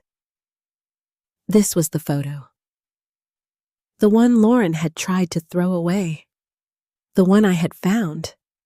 But now seeing it again, knowing what I knew, it looked completely different. Lauren stood between Victor and Daniel, but this time, I saw the details I had missed. The way Victor's hand rested lightly on her shoulder. The way Daniel's arm hung at his side, not quite touching her. The space between them, the distance. It wasn't just a family photo. It was something else. Something staged, something arranged. And then, my eyes caught something in the corner of the image. A reflection. In a window behind them. Faint. Easy to miss. But once I saw it, I couldn't unsee it. It was me, standing outside, looking in. My breath caught. No, I whispered. I leaned closer, my heart pounding. It was definitely me. I recognized the coat, the posture, the way I held myself. I wasn't part of the photo. I was outside it, watching. And suddenly, a memory slammed into me. Clear, sharp, unavoidable. That day, I had come home early. I remember now. I had gone to the store, forgotten something turned back. And when I got there, I saw them. Through the window. Standing exactly like that. Lauren between them. Victor close. Daniel silent. I remember the feeling. The confusion. The hesitation. I remember telling myself, don't overthink it. It's nothing. You're imagining things. And then I had walked away. Given them time, space, trusted that whatever it was didn't need to be questioned. My knees gave out, and I sat down hard on the edge of the bed. I saw it. I whispered. The truth hit me harder than anything else had. I saw it, and I ignored it. The room felt too small again, too tight. Because this wasn't just about Daniel's secret anymore. It wasn't just about Lauren's anger. It was about me, my choices, my silence, my refusal to see what was right in front of me. I could have known, I said, my voice breaking. I could have asked. I could have demanded answers. I could have stopped it. But I didn't. Because I trusted. Because I believed. Because I chose comfort over truth. And now I was left with the consequences of that choice. The photos lay scattered across the bed, each one a piece of a life I hadn't fully understood. And for the first time, I realized something that shook me to my core. The truth hadn't been hidden from me. Not completely. It had been there, waiting. In moments, I had dismissed. In details, I had overlooked. In memories, I had softened. And now, there was nowhere left to hide from it. I don't remember how long I sat there, the photo still in my hand, the reflection still staring back at me. A version of myself I barely recognized. A woman standing outside her own life, watching it unfold without stepping in. I chose not to see, I whispered again. The words tasted bitter now, because they were no longer a question. They were the truth. For years, I had trusted Daniel so completely that I never stopped to ask what that trust was costing me. And now I knew. It had cost me the truth. It had cost me my place in my own family. I stood up slowly, my legs unsteady, and walked back into the living room. Everything felt different now. The couch, the walls, the framed photos still hanging where Lauren hadn't taken them down yet. Pieces of a life that suddenly felt incomplete. I stopped in front of one frame. A family portrait, Daniel in the center. Lauren smiling beside him. Me on the other side. At first glance, it looked perfect. But now I noticed something subtle. The distance. Not physical distance. Something else. Something emotional. Something I hadn't had the eyes to see before. I reached up and took the frame off the wall, held it in my hands, studied it. This wasn't the whole story, I said softly. And suddenly, I understood something I hadn't before. Lauren hadn't been trying to destroy our past. She had been trying to correct it, to remove the version of reality that had excluded the truth she had been forced to carry alone. And I had been fighting to keep that version alive, not because it was right, but because it was comfortable, because it was the only version I knew. A wave of guilt washed over me. She was alone, I whispered, 16 years old, finding out something that would shake anyone, and she had no one to turn to.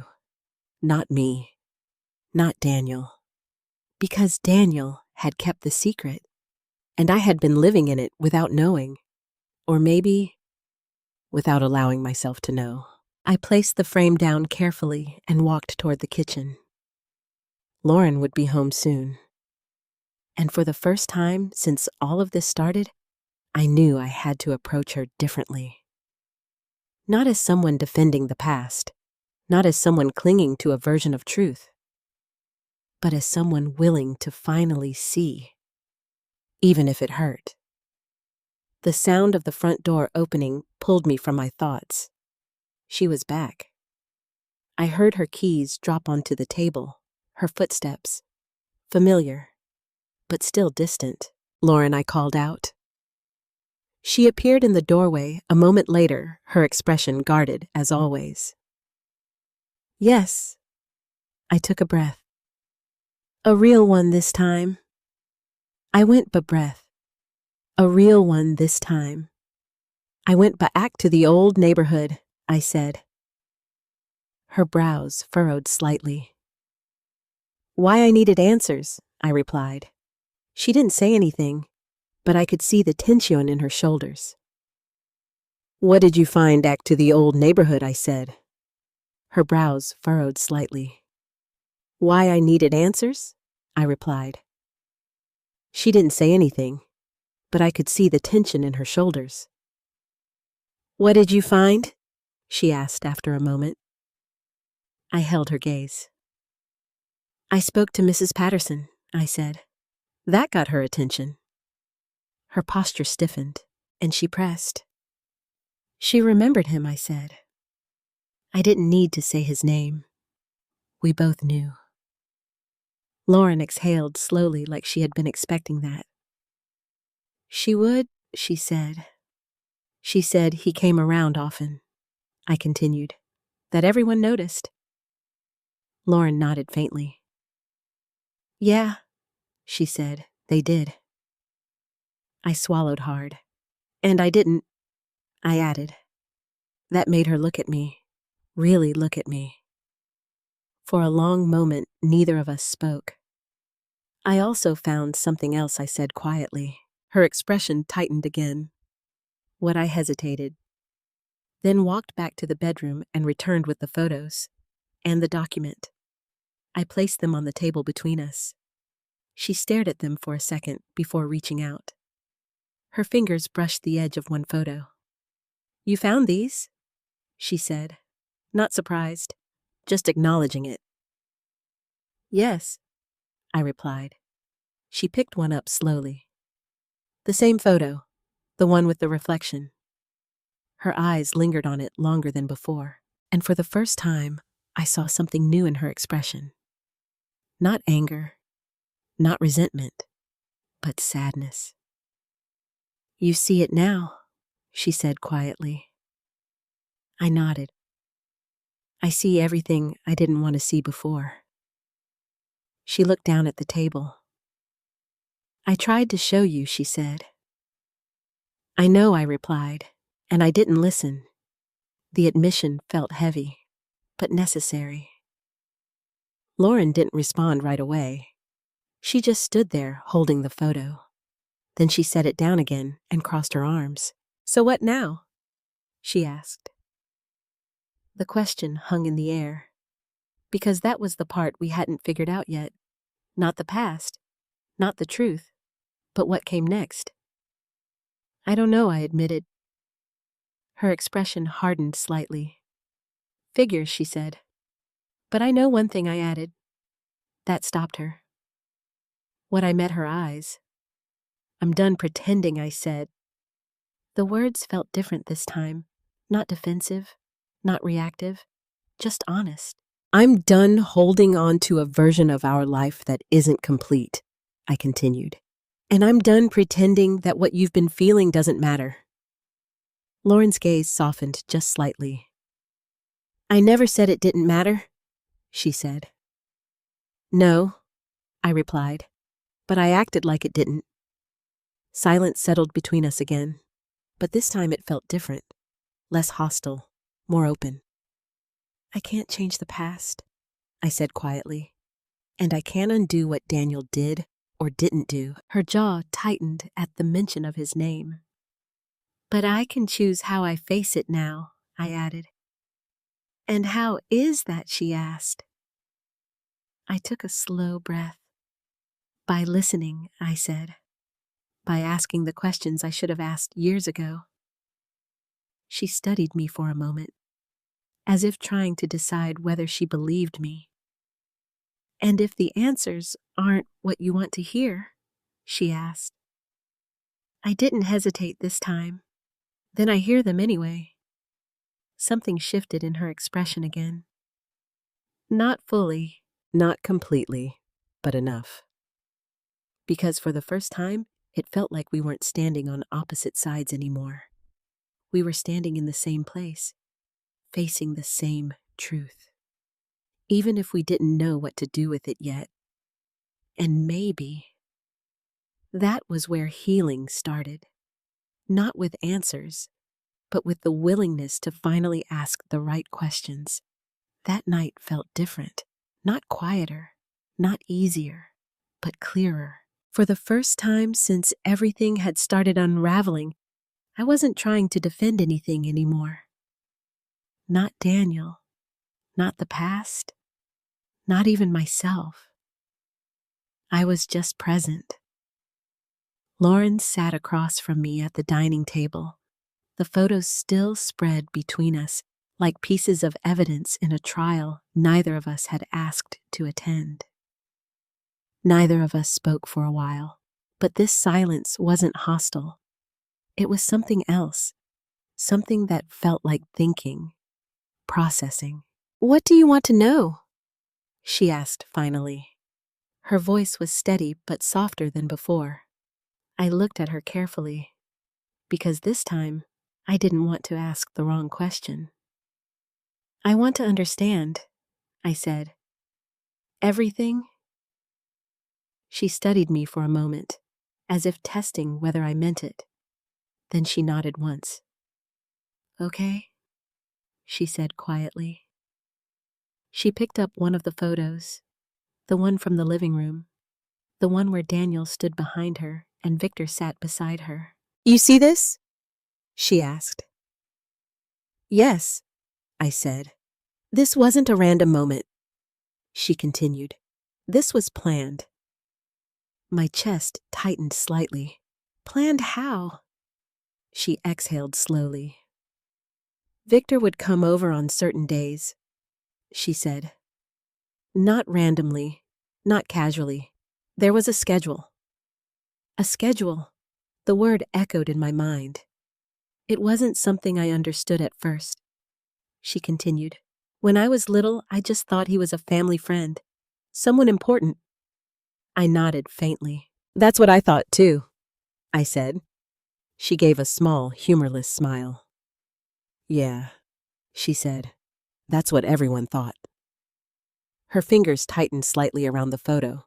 "But it wasn't just that," she added. I leaned forward slightly.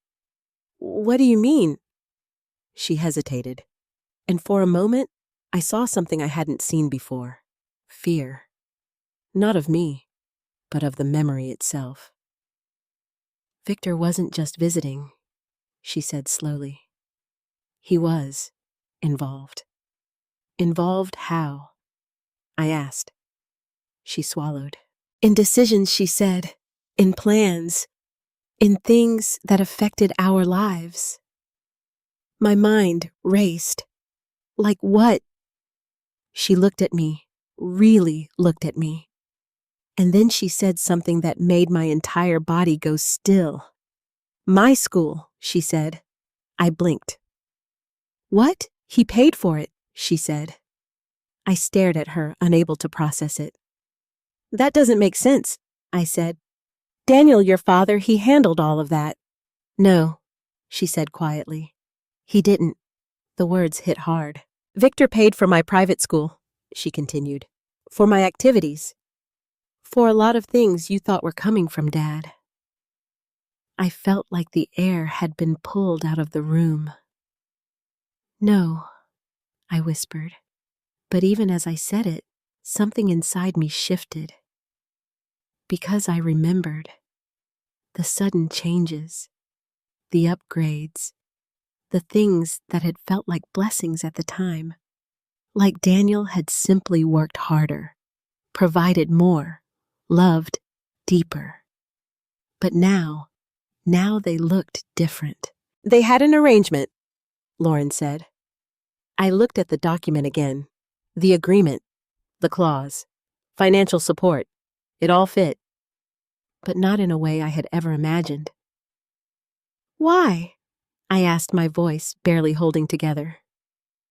Why would Daniel accept that Lauren's expression softened slightly?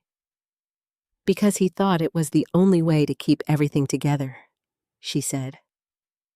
I shook my head slowly. "No, there has to be more than that." "There is," she said. The words sent a chill through me. "What?" She hesitated, and this time, the silence felt heavier. "I didn't tell you everything before," she admitted. My chest tightened again. "What didn't you tell me?" She looked down at her hands, then back at me. "Victor didn't just come into our lives randomly," she said. My heart started racing. "Then how?" She took a breath and said it. "He knew you." The words didn't make sense at first. "What he knew you," she repeated. "Before me. Before everything." I stared at her, confusion crashing into me. That's not possible, I said. I would remember. Would you? She asked gently. The question stopped me, because suddenly I wasn't sure. Think about it, she continued. Think about before you met Dad, before your life settled into what you remember. My mind struggled to reach back that far, to a time I hadn't thought about in years, decades. You're saying I knew him? I asked slowly. I'm saying he knew you. She replied, That's not the same thing. No, she said, it's not. Silence stretched between us again, but this time it was filled with something else. Anticipation, because I could feel it. Another layer, another truth waiting to surface. What happened? I asked quietly. Lauren hesitated, and for the first time since we started this conversation, she looked unsure. I don't know everything, she admitted, but from what I found, from what I read, she swallowed. There was something between you and Victor, she said. My heart skipped. No, I said immediately, but my voice didn't sound convincing, not even to me. I don't remember that, I added quickly. I know, she said. And you believe him over me? I asked. Her expression shifted slightly. I believe the evidence, she said. The words cut deep, but I couldn't deny them, because that was exactly what I had started doing. Looking at the evidence, facing what I hadn't wanted to see. What kind of something, I asked, my voice quieter now. She didn't answer right away. Instead, she reached for the envelope again and pulled out one more piece of paper. This one wasn't a photo. It was older, faded, folded multiple times. I didn't want to show you this before, she said. Why? Because I wasn't sure you were ready, she replied. My chest tightened. And now, she met my eyes. Now I think you have to be. She handed it to me. My fingers trembled as I took it, slowly unfolding it, reading the first line. And the moment I did, my entire world shifted again. Because it wasn't a legal document. It wasn't an agreement. It was a letter, addressed to me, from Victor, dated before I met Daniel. My breath caught. No, I whispered, but the words were right there, clear, unmistakable. And suddenly, this wasn't just about secrets that had been kept from me. It was about a past I didn't even remember having. My hands trembled as I held the letter. The paper felt fragile, old, like it had been waiting for this moment just as much as I had. I didn't know about this, I whispered. Lauren didn't respond. She just stood there watching me carefully. Not pushing, not explaining, just waiting. I unfolded the letter slowly, my eyes scanning the first lines again, as if they might somehow change. But they didn't. Harvey, I don't know if you'll ever read this, but I need you to understand something before it's too late. My breath caught. Before it's too late. The words carried a kind of urgency that made my chest tighten. I kept reading. What happened between us was never supposed to become what it did. You were never meant to be part of the arrangement they forced on me. I froze. They forced on me, I repeated out loud. Lauren's eyes flickered slightly. You see it now, she said quietly. But I wasn't ready to respond. Not yet. Because the words on that page were pulling me deeper into something I didn't recognize. Something that didn't match the life I remembered. I read on. I tried to stay away from you. I did, but when they realized how much influence I had, how much I could offer, they made it clear that walking away wasn't an option. My heart started pounding harder. I whispered. Who were they? My hands tightened around the paper. Your husband knew more than he ever admitted. He wasn't the villain you think he is, Harvey. He was trying to protect you in the only way he knew how. Tears blurred my vision. No, I said, shaking my head. This didn't make sense.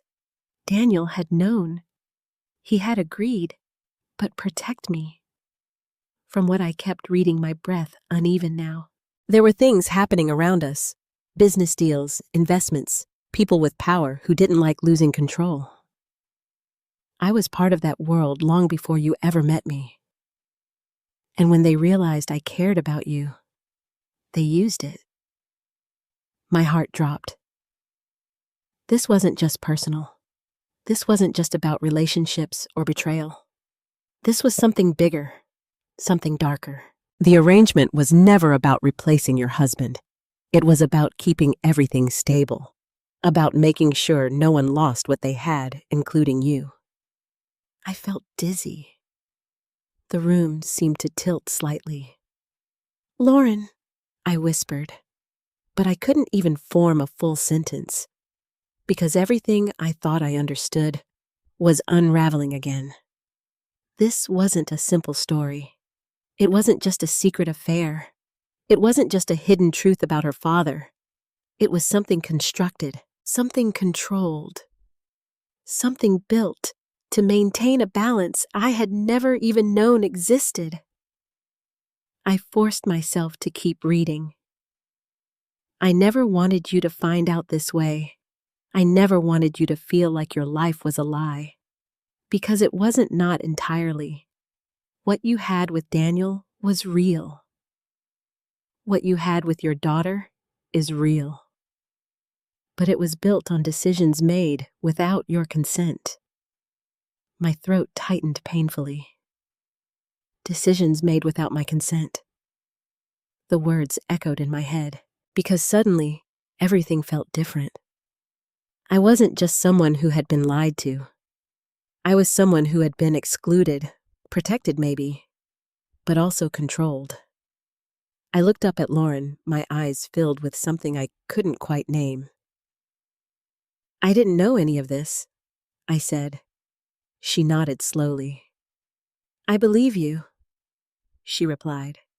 That simple sentence broke something inside me, because for the first time, she wasn't accusing me, she wasn't blaming me, she was acknowledging me.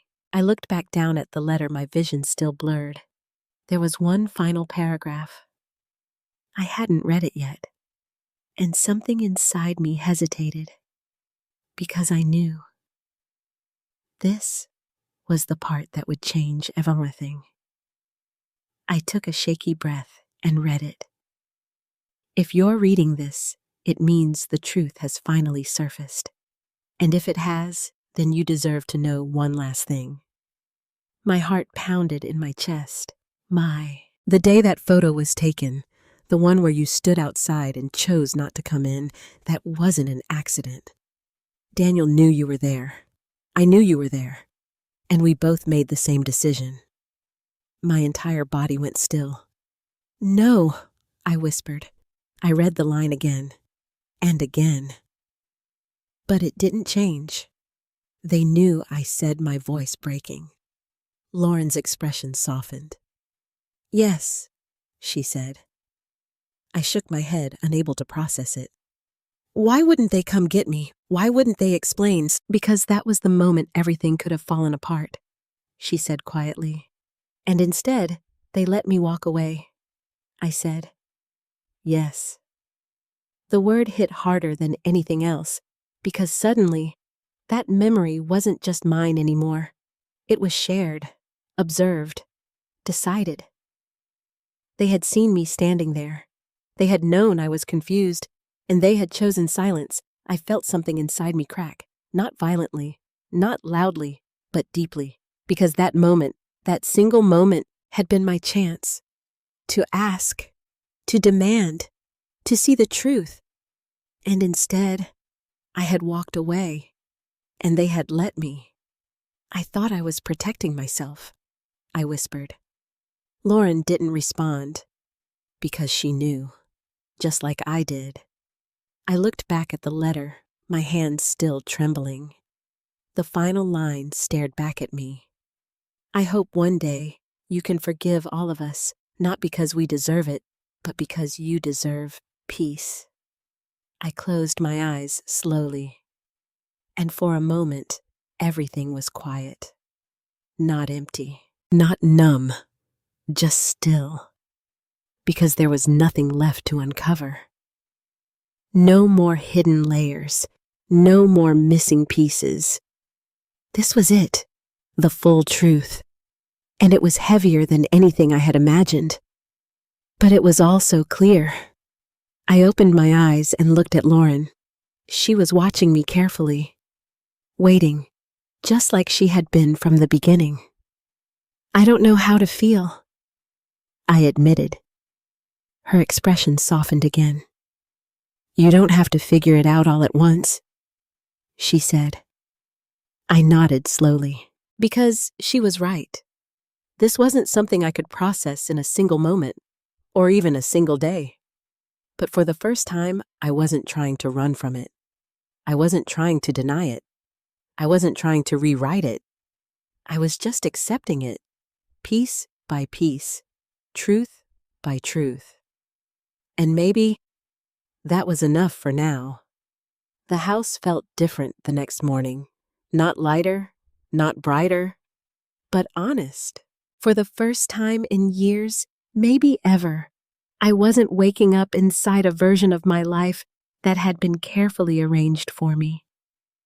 I was waking up inside the truth, and even though it hurt, there was something steady about it, something real. I stood in the kitchen staring out the window, my hands wrapped around a cup of coffee that had long since gone cold. Lauren walked in a few minutes later. She didn't say anything at first. Neither did I. But the silence between us wasn't heavy anymore. It was shared. How do you feel? She asked finally. I exhaled slowly. Like I've lived 2 lives, I said. She nodded faintly. Yeah, she replied. That sounds about right. I glanced at her, and neither one was completely true, I added. That made her look at me. Not completely, she agreed. I set the cup down carefully. I've been thinking, I said. That's dangerous, she said lightly, but there was no edge in it this time. I almost smiled. About everything, I continued. About Daniel. About Victor. About you.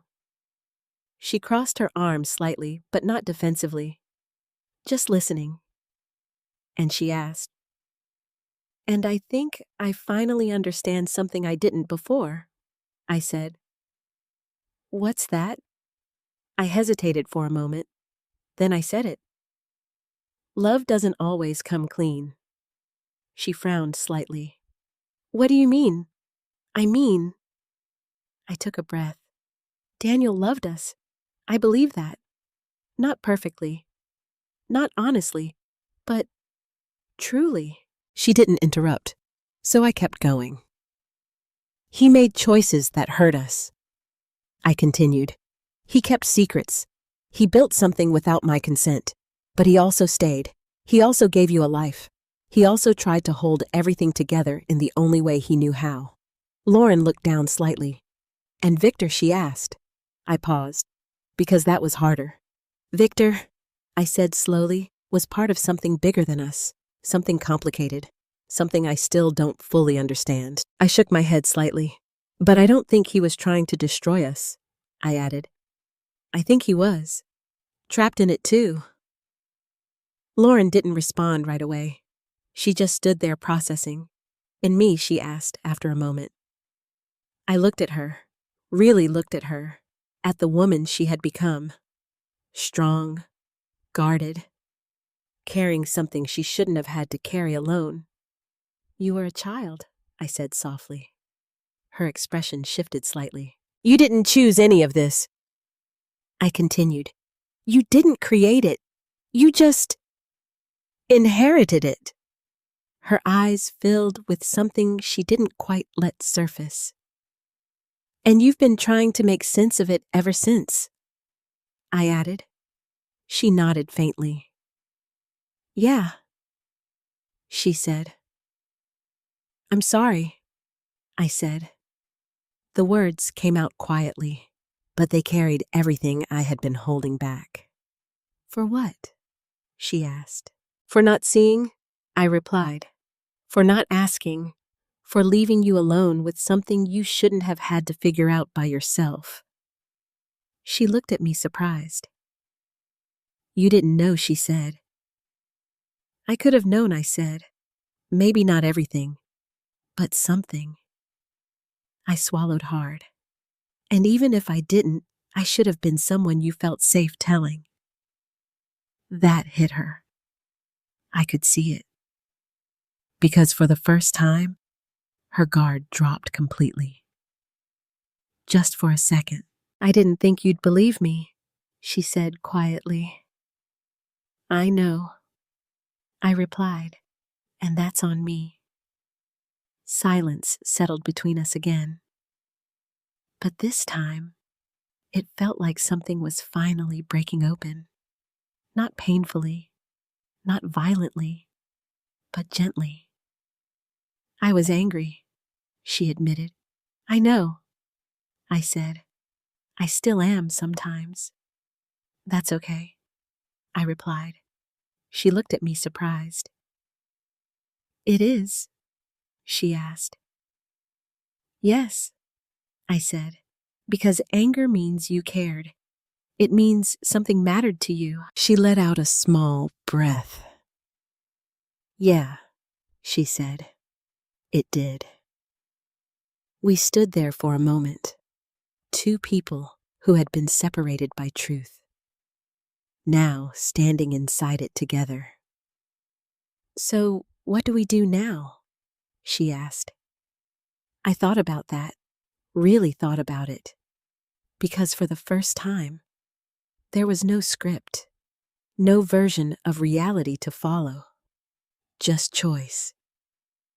"We don't erase anything," I said. Her brow furrowed slightly.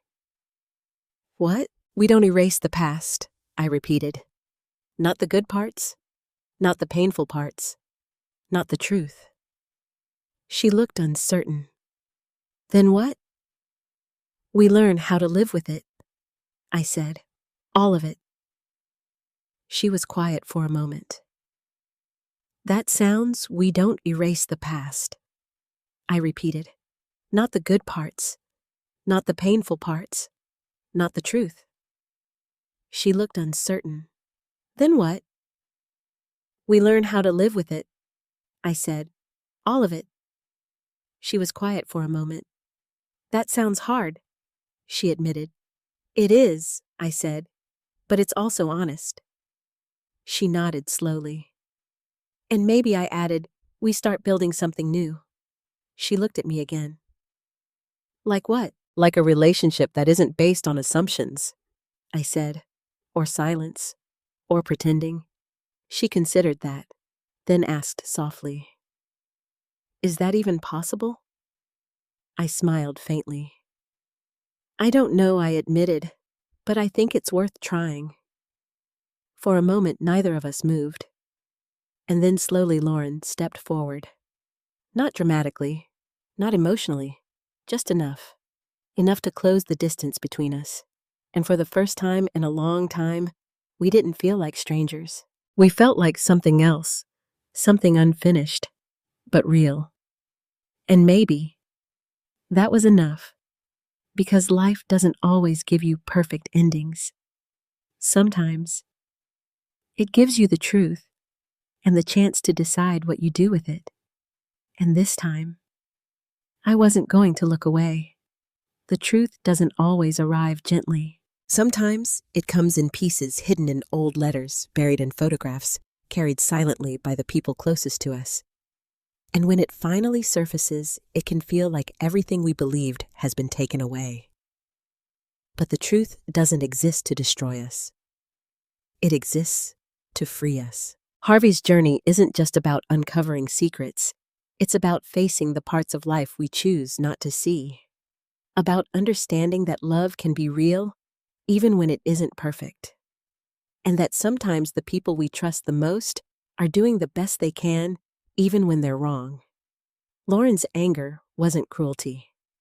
It was pain. Pain from growing up inside a truth she didn't choose, carrying questions she couldn't answer, and feeling alone in a reality no one else seemed willing to acknowledge. And Harvey's silence wasn't weakness. It was trust. A kind of trust that believed love was enough to hold everything together. But in the end, healing didn't come from choosing who was right. It came from choosing to listen, to accept, to stand in the truth together.